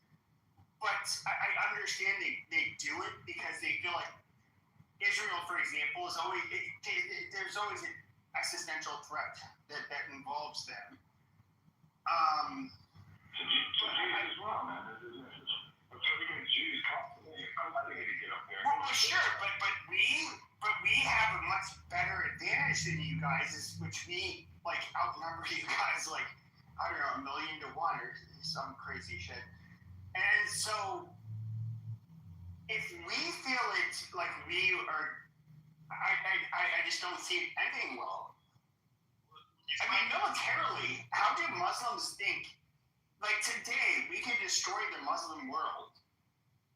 And just think about it. And even with our immigration to the United States, we get primarily Christian Latin Americans that have immigrated here, and they're not very. These are not, I would say, people that are even less tolerant than, people of European heritage that are Christian. And they're less likely to bend to the will of some fucking foreigner with a relatively similar skin color that has a different religion. They're going to tell you to fuck off, and they're willing to kill you. I'm being generous when I do this. Do you think that the world is a product of white people being nice, or is a product of white people not being militarily and had to draw back? I think that the problem is that they obviously have been the dominant force for the last 500 years or so. We can look at all of the innovations. It's Western people. And so, what was your question, Joy? Look at them as what?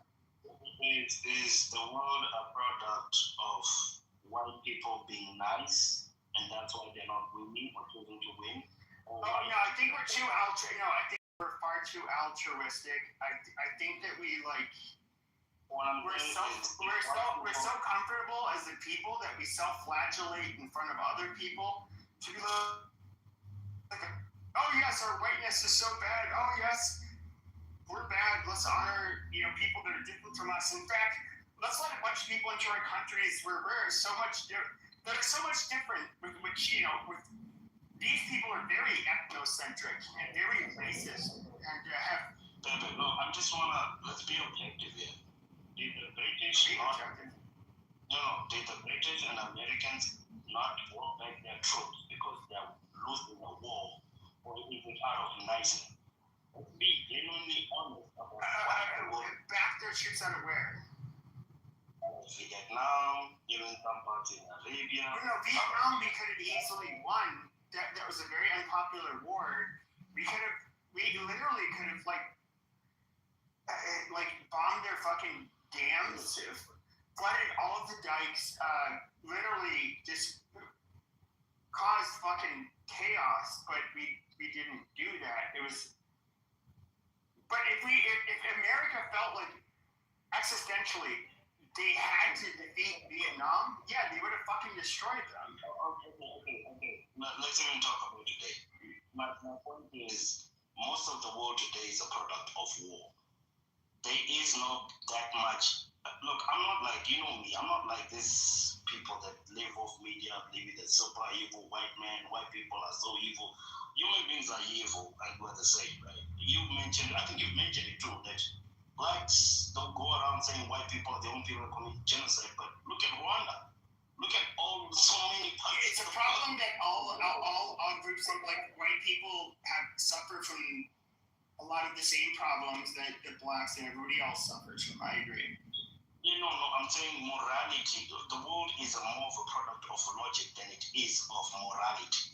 It's not that white people are so moral, that's why they're not sending troops, whatever. It's, well, if, let's just say I destroy the Middle East, right, which I hate Muslims and Islam, but the problem with that is that not only would it affect, you hate to say, your capitalist system that you've created, but a lot of the investments you've put in some parts of the Middle East, for starters, Saudi Arabia, which has a lot of light oil, which most of the world really depends on. Oil is used in almost every product that we use. Yes, and I think I 100% agree. Can you not do it? But what the consequences are? Yes, I think that if we you can't eat whiteness. You can't eat whiteness. At the end of the day, your populace are gonna do you like they did. No, you said you're French. They're gonna do you like they did King Louis if they are told to go eat cake. That's the thing that we have to remember about our leader. They can't just tell people words and eat people eat words. That's the reality. We mustn't lie to ourselves. Sure. Like I'll just say this. I think that we look at Israel, like I said, I look at them objectively. Like I support Israel; they should exist. Do I think at that time, today, I would say still,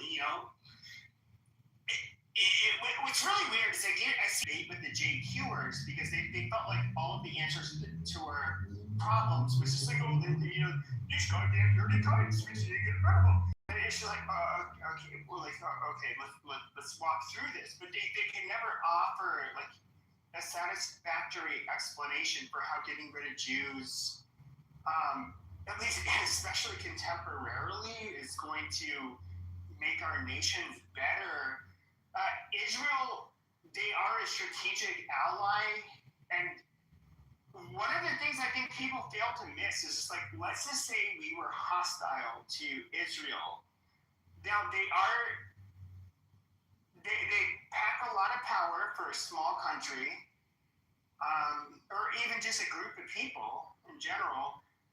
Okay, is it going to be more beneficial for us to be enemies with them or to be allies with them? I mean, we have to look at the good and the bad. I would say, obviously more beneficial. What's the bad that you see in Israel?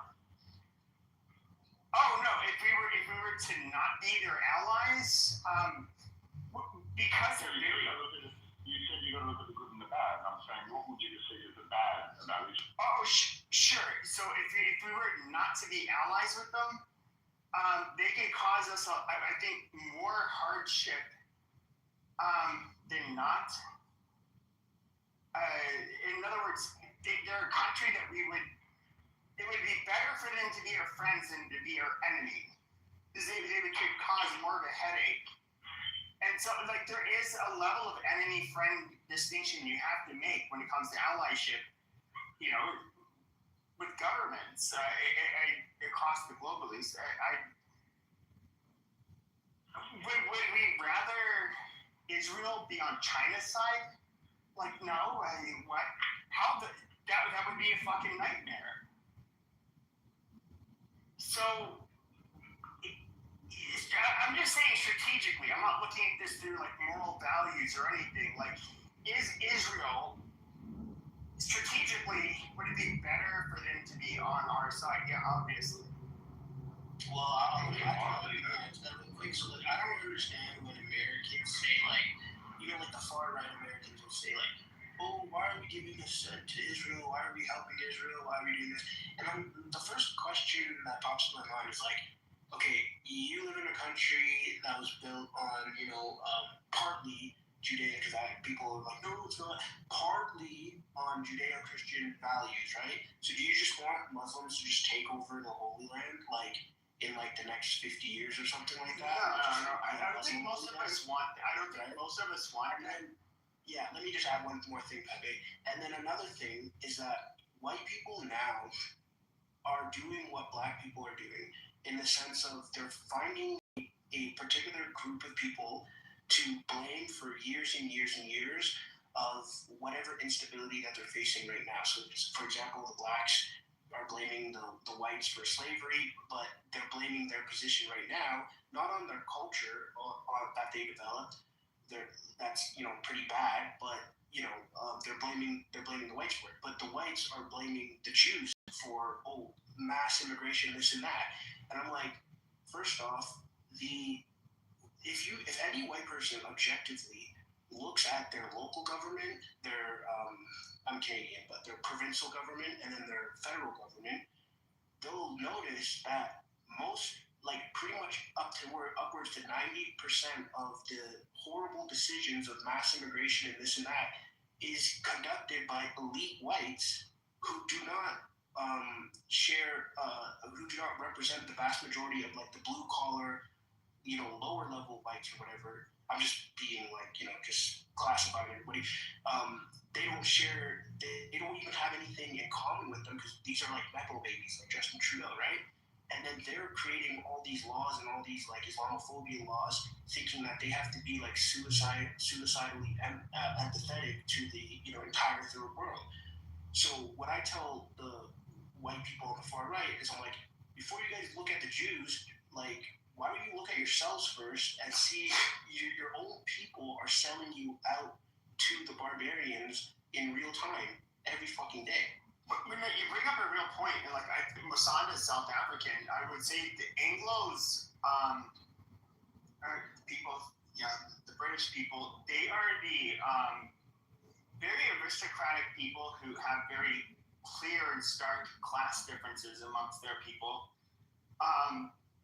The very first like mass waves of immigration you saw in the United States in the 1700s was the Northern Industrialist WASPs, white people, that basically said, oh yeah, we just need more cheap labor or whatever. Of course, that's not how they try to sell it, but they were advertising far and wide to Southern and Eastern Europe and parts of Western Asia, like, hey, yeah, guys, come here. And they did it. And we can look at South Africa.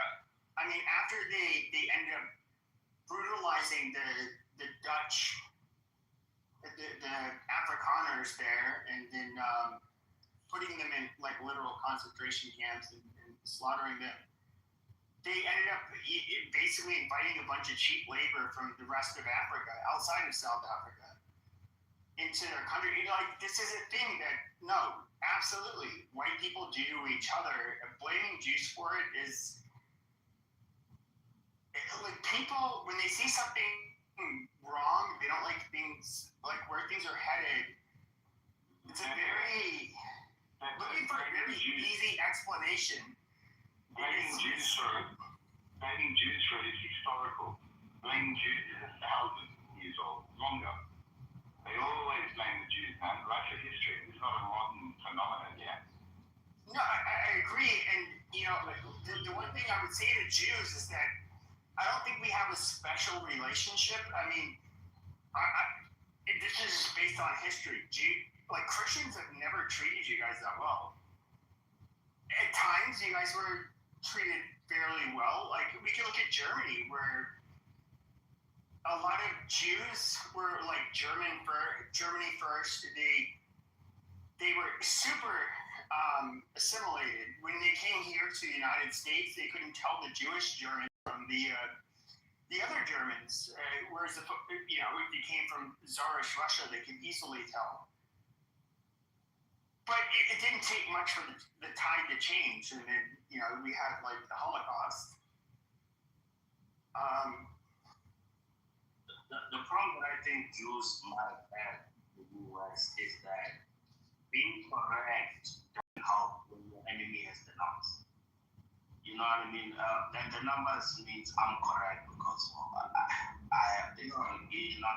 Having the numbers but not having the brains also not necessarily helps.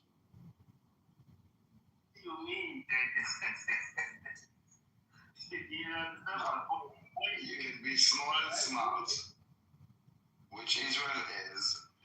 How many, it's like always like the Arab Ummah and the Muslim world and all their might and all their power and all their oil and all their billions. And talk. And when they attack, they're being crushed. Speaking of the United States, I don't know if you heard, they're conducting now strikes in Syria, Hawkeye operation. About 70 targets, heavy bombardment by the United States and Jordanians. This time not Israel. No, what I'm saying, Daniel, is you need immigration and you need to lower the population of white Americans in America. Because need immigration out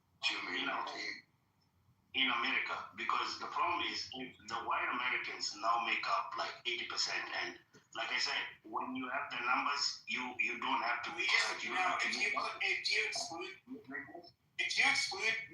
like Latin Americans and Middle Easterners, because they're both classified as white, we make up barely over 50%.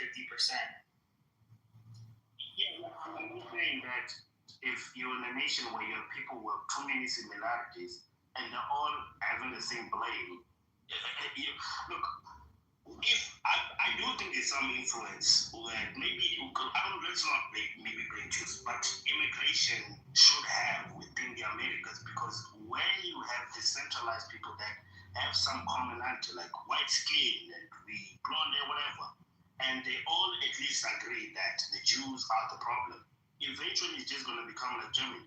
Like, yeah, I don't think there's going to be stopping funding for Israel in the coming time, but best be sure, and that's another consequence, baby, that you guys don't think about. It's like, even, let's say you flatten the Middle East. After that, those right-wingers are like, you know what, man, now let's turn Israel into a Christian state, because we're Christians. And the Nick Fuentes start growing, because that's literally what their plan is, right? It's like, we're going to fund you until you get rid of our enemy, and then obviously, what's that party? It's a new party, Patrol Front something. Like, you're seeing essence of this a lot in the US. Return to the land. There's a return to the land. There's a place like it's like Orania for America, where only white people, no blacks, no Jews, no whatever. So that's where it all starts. That's where you really see it.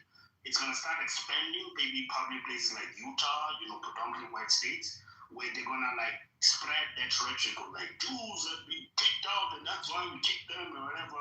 And then, eventually it turns into Germany again. Because last you remember, guys, America was actually more Nazi. America had a Nazi family. Yeah, I just want to finish up quick. Remember, America once had a family I think it was in Washington, but I'm saying it once did that was one of so there are two groups that kind of, I feel like, made America, right? And they're all both Germanics. The Anglo-Saxons, and the German immigrants that came before World War II and after. Those two groups, realistically, have always had their commonality on being anti-Jewish, right? They kind of stepped it up a little bit because of Christianity, but I think their children are just going to rise that up as much as they are the problems, the housing, the whatever. Then it doesn't really also make it good when you have your Elon Musk saying Jews are not just white, they're big whites. I don't think that really makes it good. Thank you. So I think you obviously live in you don't understand how the Trump administration thinks, and you also do not know what is the latest preemptive the Israel government is doing, right? So the Israeli government is inviting 1,000 pastors from US to Israel, right? And eventually this will reach 1 million, right?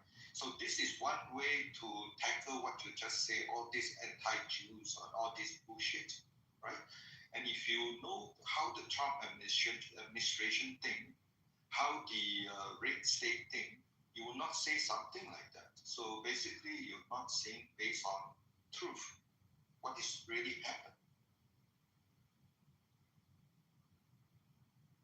Yeah, but the thing about these primarily evangelical Christians, like I was raised Catholic, I'm not religious.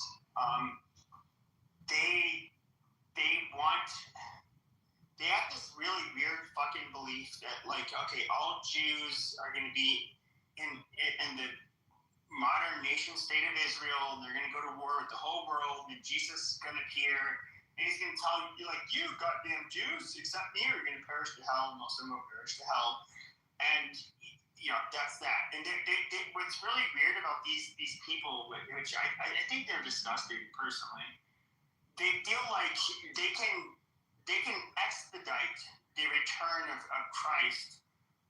Somehow they can do it on their time, which is, once again, bizarre. But they don't give a shit about Jews, and these are the same people that, like, they want to go there to proselytize, and I don't know, like evangelical Christians, I get why, there's a relationship with Israel, but at the end of the day, they don't give a fuck about Jews. You are right. There are some challenges among the Christian. There are 2-digit thousand denomination. I don't even know how this happened, right? And it's a clear sign that the enemy of Western civilization is creating so many denominations. I mean, lack of unity is one way of destroying Western civilization. So this is something that definitely have to deal with. And the survey done in US showed that only 30% of Christians read the Old Testament. So this explains why they don't understand the roots of Christianity is in Israel, right? And this is why I've been telling the Jews, right? You 50 million, you cannot fight 2 billion. You need the help from 2.5 billion. So start getting them to help. And this is why step by step, they get the 1,000 pastor from US, teach them the roots of the Bible is in Israel. And then eventually reach 1 million. 1 million the pastor can reach multiple millions of Christians. So one step at a time. But I recognize the challenge you say. I accept that, but first we have to stop the destruction. West has allowed Qatar to spend billions on investing in our universities and teach the country. It's not billions, correct? It's trillion. It's trillion. So why has the West consciously, and what's still happening in the university system? Why is that allowed to happen? Very good question, Rick. Very good question. Rick, to talk about brainwash in Gaza and West Bank, the same brainwash is happening in US, through the US, right? So this lefty now is under control in US, now they move to Europe. See, you have to understand the big picture, where the things are going. But you asked the right question. I think the West just slowly waking up.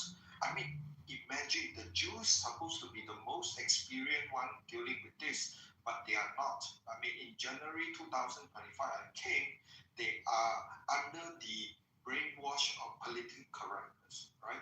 And so once you remove this, they start to see the roots of the problem is the 2 billion people who still stuck in the 7th century. But we're talking about 20 years. Well, we're talking about 20 years that it is.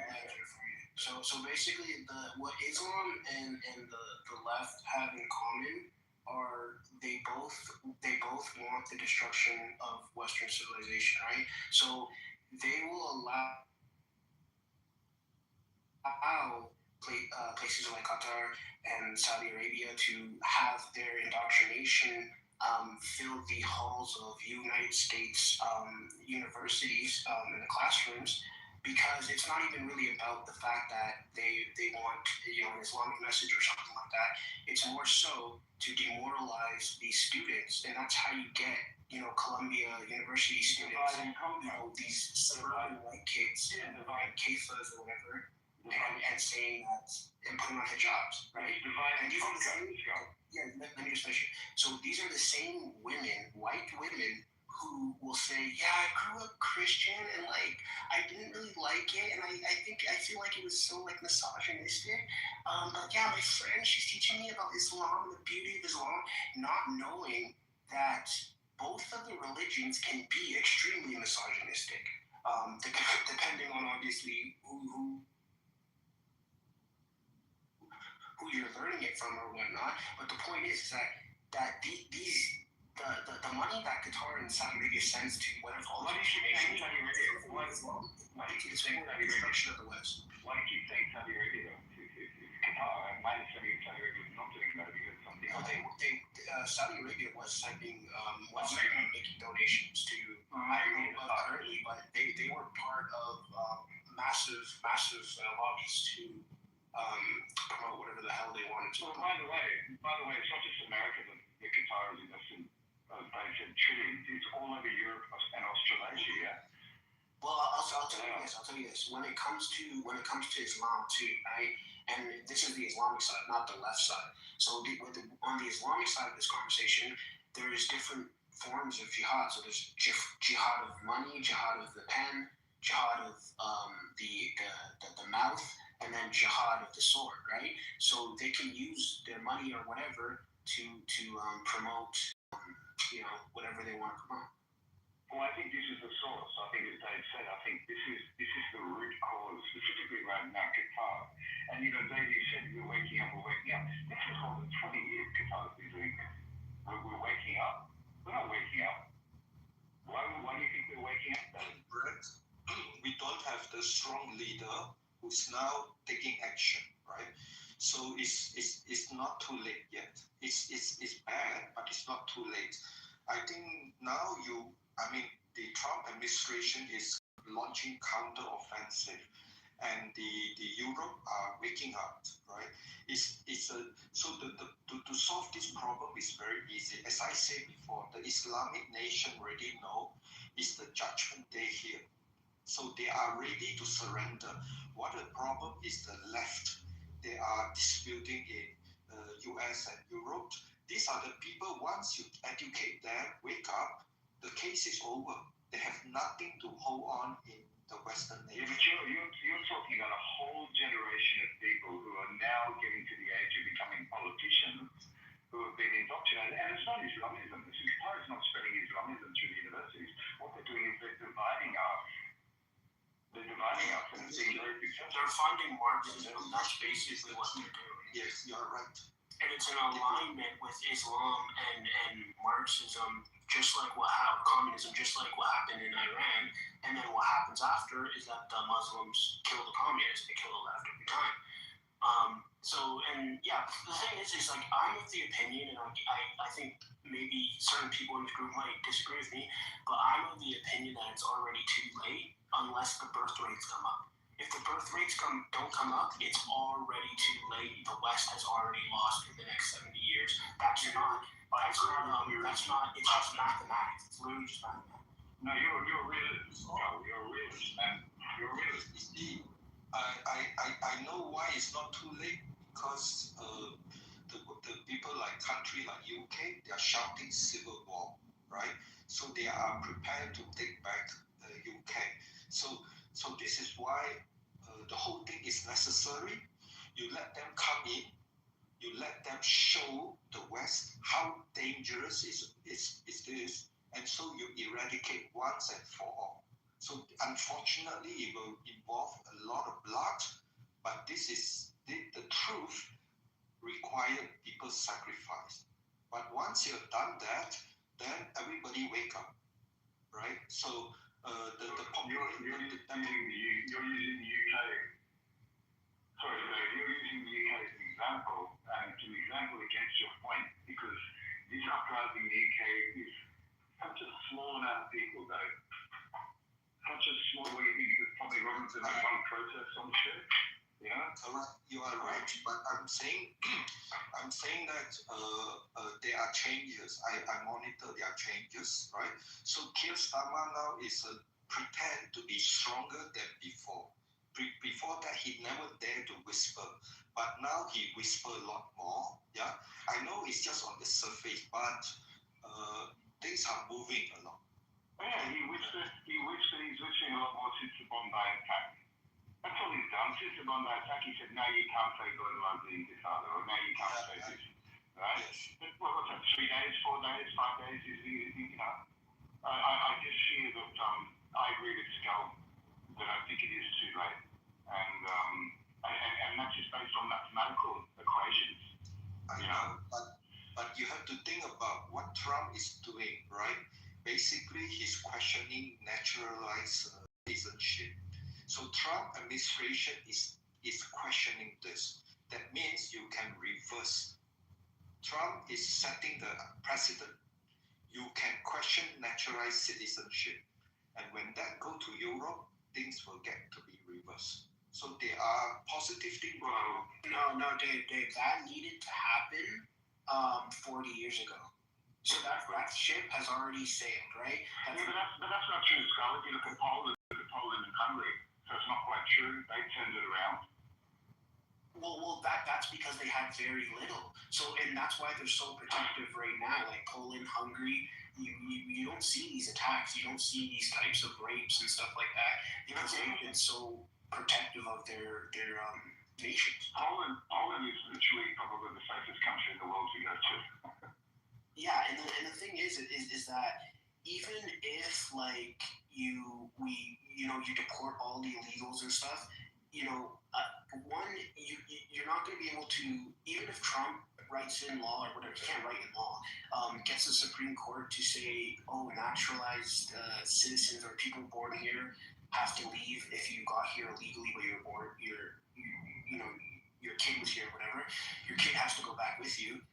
At the end of the day, it's the ideology that has already taken roots in these Western nations, right? So and there's studies on this. Let me just finish this. There's studies on this that the second, third, and fourth generation of immigrants in the UK have become way more radicalized than their mothers and fathers. So like their mothers and fathers came here in like the 60s, 70s, and they were like, oh, I love Western culture. They got jobs. They did this. And now you see that, there was a report that,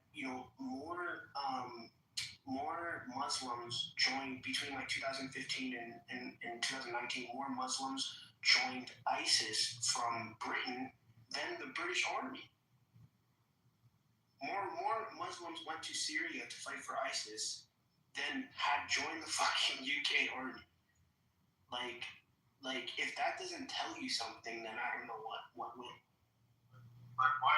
The last 4 years was the dark ages, right? So the Europe now praying to go back to the Biden administration time, but now they get Trump, so they things are start reversing. Okay, the truth is start coming out.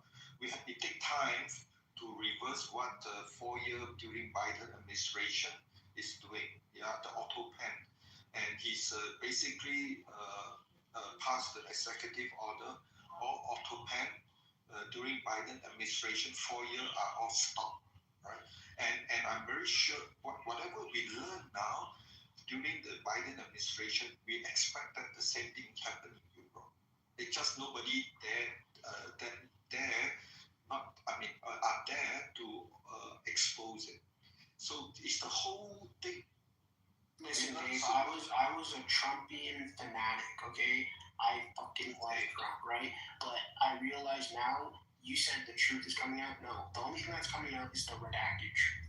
There's no one coming to save us, and this is gonna sound black pill, but it's not even the Trump administration is gonna save it. Well, when I came here with the Jewish, right, they were all very chaos. I mean, January 2025, Trump just started, and the Muslims come every 30 seconds, F them, everything. And the Jews are smart.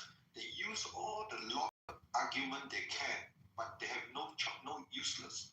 Once you break it down, the political correctness, which is the one happening in US during Biden administration, political correctness means compromise free speech. That is the most stupid thing the Democrat promote. It's called compromise free speech. It's totally against what the forefather want you all to do. So political correctness, once you dismantle political correctness among the Jews, went straight to the 7th century, went straight to 1,400 years. Every single challenge that the Muslim brought, we dismantled it.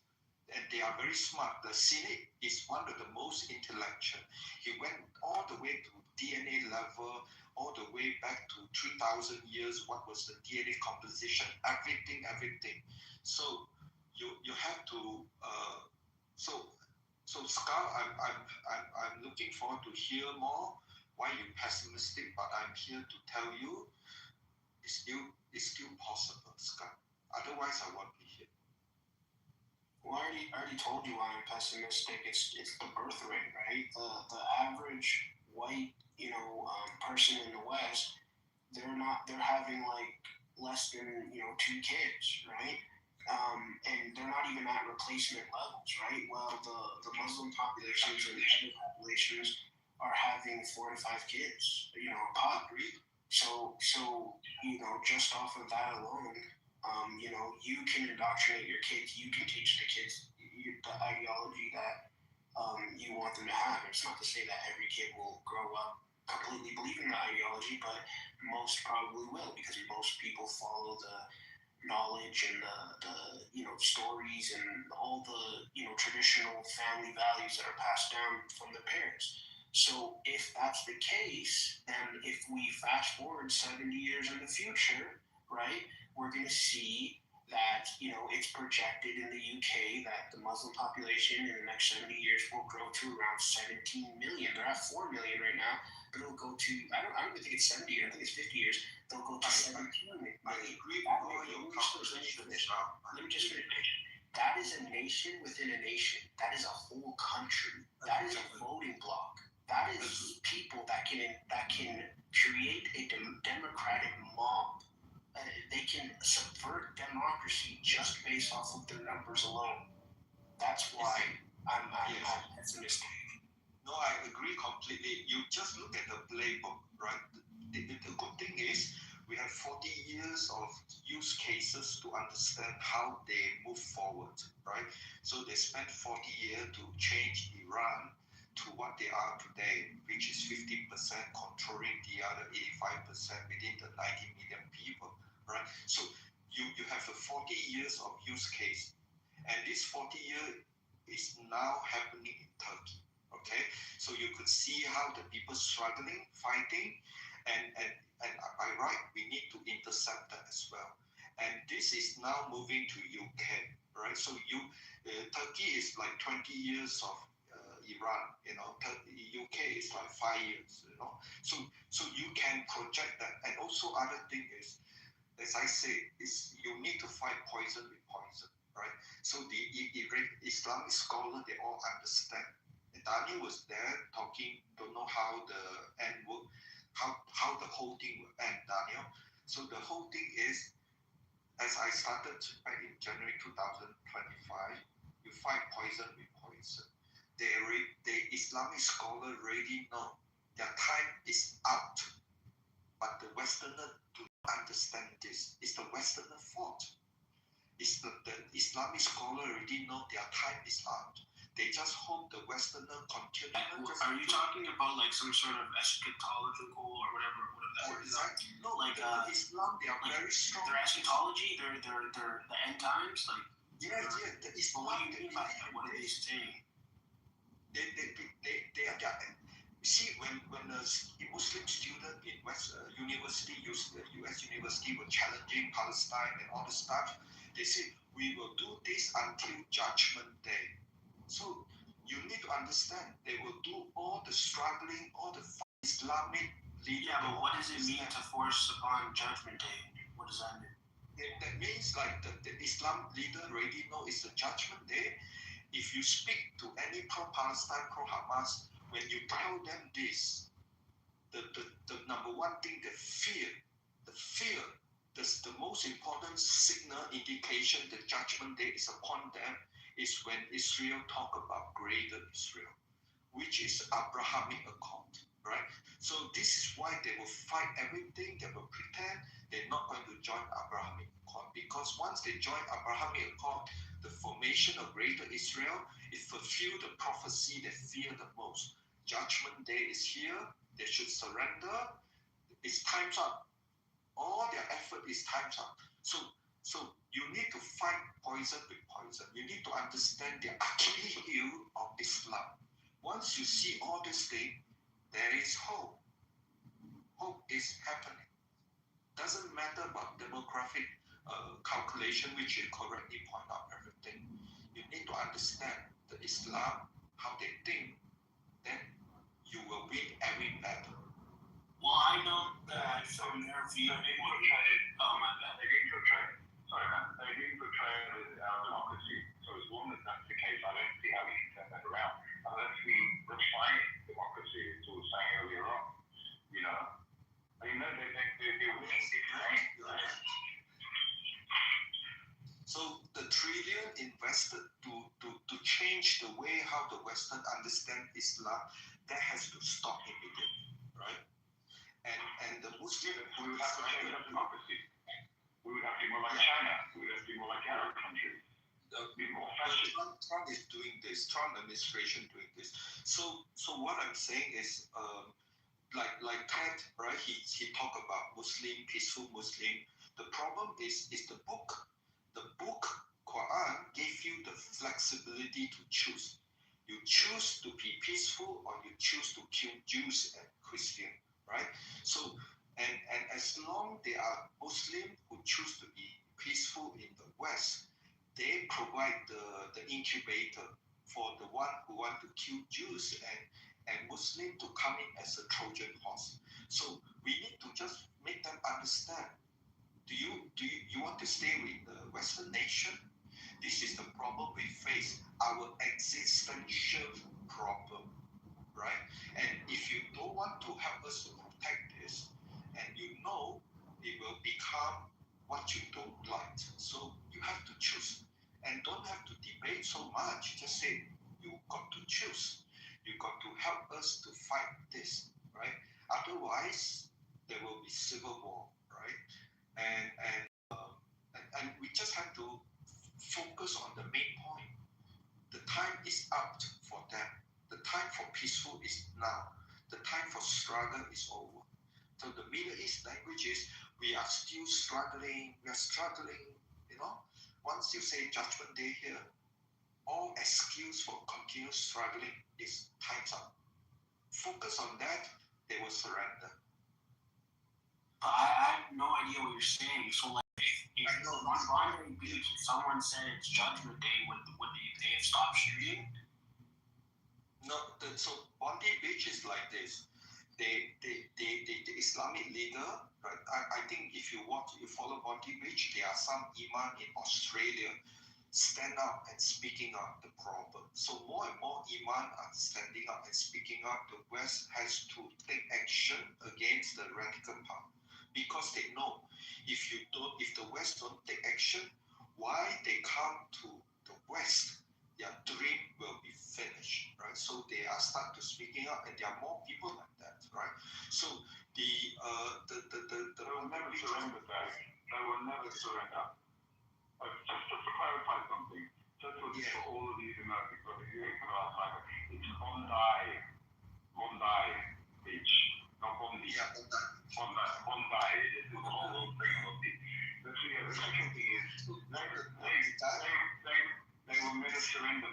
They will never surrender. They will only submit to Allah. They won't submit to anything else. I know. That's why the thing is, once you understand Allah, Achilles heel, also you have a way to tackle this. The whole thing is the West for the last decades has not invested any time to deeply understand the Achilles heel of Islam. Once you understand this, there are sufficient people like us understand this, and whenever there's a debate, we go straight with the Achilles heel, they surrender. Okay? So it's just we don't spend time. We always think we think of them just like, you know, our value. That is our fault. They are stuck in 7th century and we are in the 21st century. That is our fault. We underestimate how organized people who start in 7th century can change the chess game. Okay, but now we're waking up. The Trump administration is waking up, right? Germany is not like UK. UK, you have two-tier policing and you have all the contouring of free speech. Germany, you can speak. There's no two-tier policing. So there is. Yes, I'll vote for you, Daddy. I'll vote for you, Daddy. I'll vote for you. So what you need to know, Scout and Brett, 1683. This is where we are right now, 1683. When Austria, Vienna is totally surrounded by 300,000 Ottoman soldiers. And yet during this very hopeless time, the Polish came. So we got to mobilize Poland. Okay? So the Fox News now talk about Poland. So the people in Trump administration are planning, okay? And we just have to keep on supporting it, keep on understand what are the Achilles heel of Islam. they can Well, be defeated. the only thing I trust about the Trump administration is that the Secretary of War, Pete Hegseth, has the word kafar or kafir tattooed on him. So I'm like, okay, this guy should understand. I feel like he has a better understanding of radical Islam than probably previous. Florida, they understood this. The rates that they understand, especially Texas, right? So Texas banned, they monitor this. This is just last 1-2 months, honestly. Very new. But things are turning around. Don't give up hope. Keep coming here and speak the truth. I think you have good knowledge. Well, I think that after Bondi Beach, or I think Bondi Beach, whatever, I've seen on the social media that people are starting to let's look into Islam now. Let's look into see what's going on. Exactly. Bondi, the October 7th has a biggest impact, right? It's the beginning of the end of Islam. And with all the trillion money they spend in manipulating the Western media to see everything the wrong way, right? And now Trump is suing BBC for 10 billion, and soon it will go to another Western media, the France 24, Deutsche Welle, all this left-wing media, right? Then we have a way to free Europe from their own echo chamber. Europe are very hard to reach them. They don't come here. The American come here, Canadian come here, Australian come here, but the European don't. So we can't reach them. We can't help them, right? So that's why Trump is now suing 10 billion on BBC. Okay, Dave, I have a question for you, right? You said that, the Trump administration, the only person I really trust is Pete Hegseth, but you said like the Trump administration is doing stuff to, try and stop this Islam stuff, right? So why does Trump support and shake hands with Giuliani, the new, what's his name? The guy that's the head of Syria, right? President of Syria. So that guy was a known terrorist. There was a $10 million bounty from the U.S. on his head. So why is Trump rubbing arms with him? Yeah, because Trump as a leader, he has to show multiple face, right? He has to infiltrate Middle East, so he has to be smiling at them as well. And he's shaking hands with him because that are the conditions Saudi Arabia requested. So Trump is playing very complex chess. He has to be smiling at one place and then waging the war against Muslim Brotherhood and Council of American Islam relationship. So, and Trump is not working alone, it's the whole team. Trump has a team, right? So, and the sad thing is, the 4 year of Biden administration, now we start to learn the truth. And unfortunately, the same thing is also happening in Europe, but nobody exposed it yet. Yeah, I just think it's weird that, that the new president of Syria is an ex-terrorist. Well, I don't know if he could be an ex-terrorist, but is a terrorist, and the West has kind of adopted this normalization with him, and then trying to make him seem like he's any different than ISIS or Al Qaeda or whatnot. So I think what they're going to do is they're going to make Syria, a more, developed place in terms of their more Assad-run hellhole anymore. It's going to be they're trying to achieve an actual nation state, but at the same time, if your nation state is being led by a terrorist who can probably develop, whatever type of weapons or whatever, I don't see the point in rubbing arms with him at all. I just think that they should just do the typical install Western backed leader.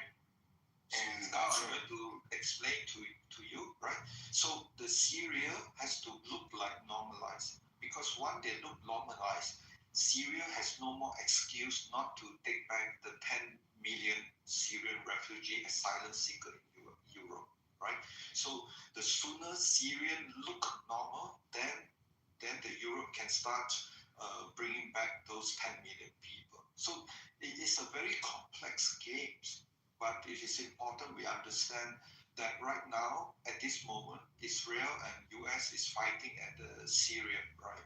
So it's complex there, because at one side they put a very, like, secular some face with smiling leader, but underneath, I'm very sure the Trump administration know what is underneath. But for the bigger picture of helping Europe to bring back the Syrian asylum seekers back to Syria, so all these things are happening, Scott. It's very complex. Yeah. Let's hope it all works out. No, I think for the first time, we have a leader with the biggest ball to speak the truth, who will reject political correctness. And this never happened last 4 years, right? And this hopefully will encourage more European leaders to step forward and speak the truth. It's happening, right? Yeah, but I think that the leftists and like the radical, Yes. communists or whatever, they're just gonna hold out until Trump is out of office, and then a Democratic leader, wins the next race or something like that. They know that the whole Trumpian era is gonna die with Trump, and the reason why is because no one's gonna fill his shoes in terms of the type of personality that he has. So Scout, like we debate the lefty, we debate the communists every day, Monday to Friday, at the Critical Thinking Forum. You hear them exactly what they want to do with the American, whatever they think, right? So and by debating them the civilized way, we also hope them to start to see more people turn into independent, right? And you start to see all this stuff. And you are correct. There must be more blue state turn rate and not the other way. For the America experience of the last 250 years continue, there must be more blue turn rate. You got it, Scott? Yeah, I'm still gonna be pessimistic. I'm not. It's easy, but I attempt to do this, and I see significant progress. And then people like you and Pat, come here and hold your ground. And once you hold your ground, they gave up. So back in January 2025 or after October 7th, the Jews in the online platform, every 30 seconds, someone will come, you everything thrown at them, And 2024 is the worst time for the Jewish in Israel. Many people want to commit suicide. Many rabbis want to commit suicide because they can't take it anymore. But once Trump came in, everything turned around, right? So I saw all this trend, and I'm very positive.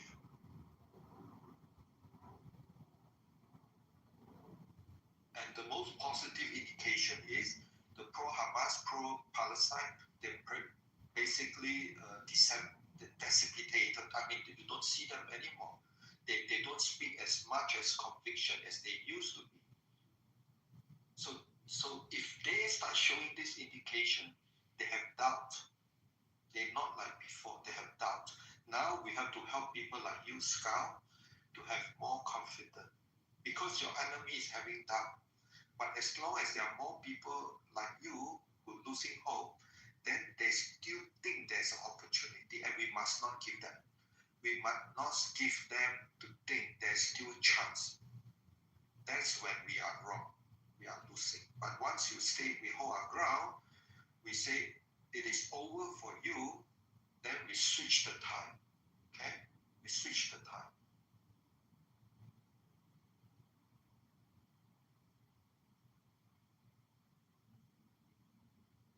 Done in Europe, the western part of Europe. The good thing is Macron Ruby just spoke again, you know, when the reporter asked him what it means by national security strategy just released recently, talk about erasure of civilization. And he explained it very clearly. The reason why US is in Europe, in NATO, because of our common shared value, shared culture. If Europe start to lose their culture, then there's no more common shared value. So what the Trump administration White House issued national security strategy is an indication to Europe, wake up now. This is the line. If you continue this path, you fight on your own war. You cannot use the excuse of common shared value, common culture to say US will be part of it. You destroy yourself and you have to wake up. So they are waking up. Okay? All these things are moving at a very nice way because Trump administration has the ball to speak the truth. Europe is going through civilization erasure. No other president would dare to say something like that.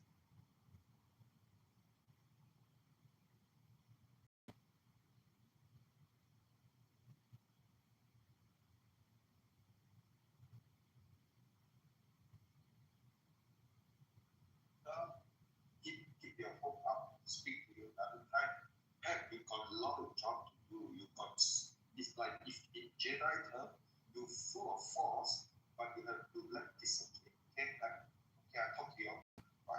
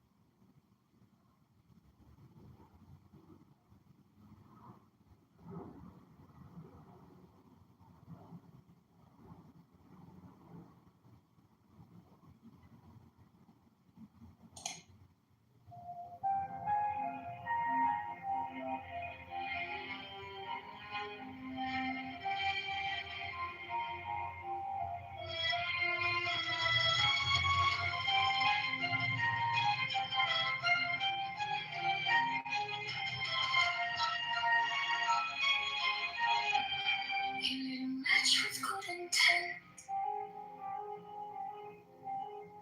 Goodbye to those who never bend.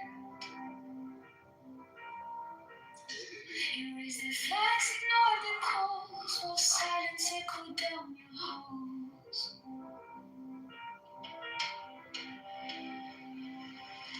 You lit the fire in your soul, disguised as justice fed by fools. You gave it face, you changed its name. Now I wonder why it speaks in flame. You thought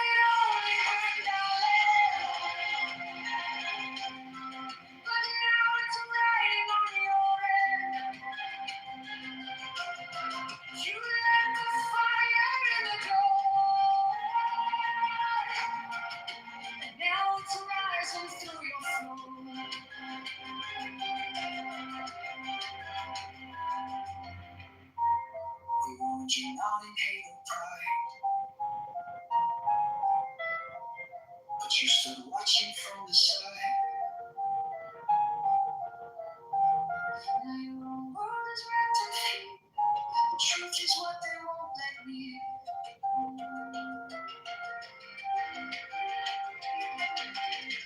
You let the fire in your heart. Then free stand, we run the cause.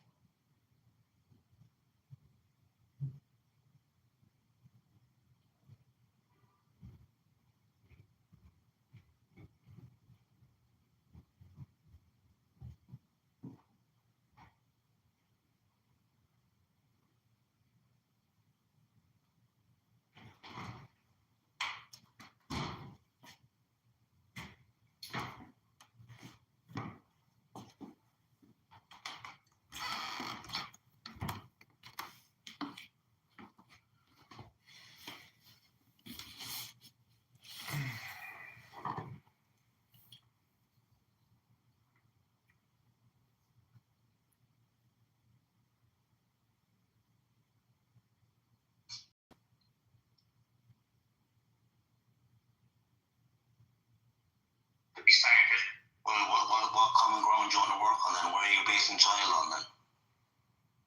Unbelievable. People are sick people. It might get hard to get shot in the neck. Don't you agree people used to be acting like fake, unnatural manner? These women are dirty, bro. Women are their worst enemies.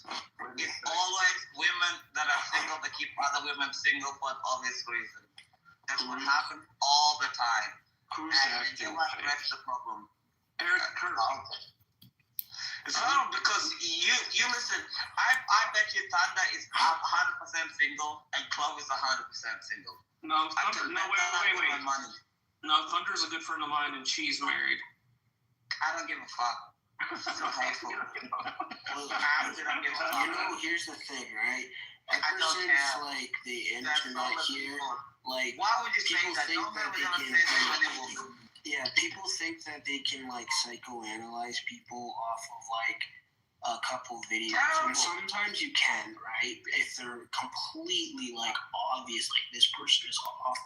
But I've watched a lot of her post Charlie Kirk's death videos, and I don't see anything like off about her or anything like that. This is a woman who obviously is bears the responsibility of carrying on his legacy in terms of leading his organization. She has to do interviews. Like, we're not going to just expect that she has to literally break down in tears and go, oh, my husband, like in every single interview. That makes no sense, right? She probably does that at home or does that when she feels lonely, but I think people are being completely unreasonable. Like, I don't know what they want her to do. Yeah, I've read that comment, Beaver. Here's the thing. Before Clubhouse was ever invented, I've done a lot of public speaking. And first of all, it's a skill you acquire. I don't know if anybody else here has done it, but it is definitely a skill you acquire. Some people are better at it. Some people are more natural at it. I don't know if she had ever done any public speaking before his assassination. I kind of doubt it. And remember, we're seeing the end result of Charlie Kirk's career. You can be sure that when he first started speaking, that he seemed that he wasn't as polished as we saw in the last, 5 or 10, 5 years of his life. And a person who can be genuine in private settings may come off. I'm not saying this is the explanation, but if it seems performative, I haven't seen any of her interviews, so I don't know. But I'm just offering this up as someone who has spoken in public in front of groups of people. So that's it. I don't know.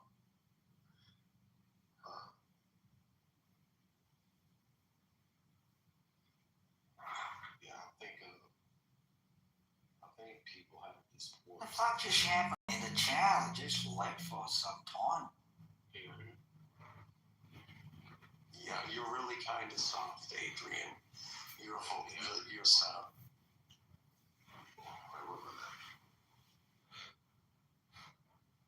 Better. Okay. I think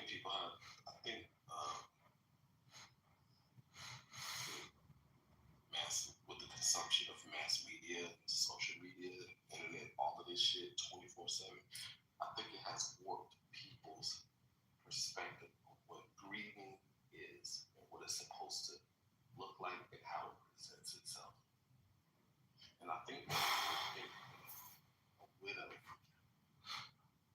is supposed to be a recluse. She's supposed to be in black all the time. was in black leather pants, sexy ones. Have a veil and just, sobbing all the fucking time. Grief shows up different in different people. But she wasn't the black. Given the circumstances of being a public figure, of being how you as a public figure, it's vastly different than grief is going to show up vastly different. And let's say a woman who's been working at that in Target and her husband was killed in a traffic accident. Now she is going to grieve differently because she's not a front-facing, public-facing figure and have to put on this face, on this persona 24/7. That wife that worked at Target, she is going to grieve vastly different than a public figure. And I think, I think people need to keep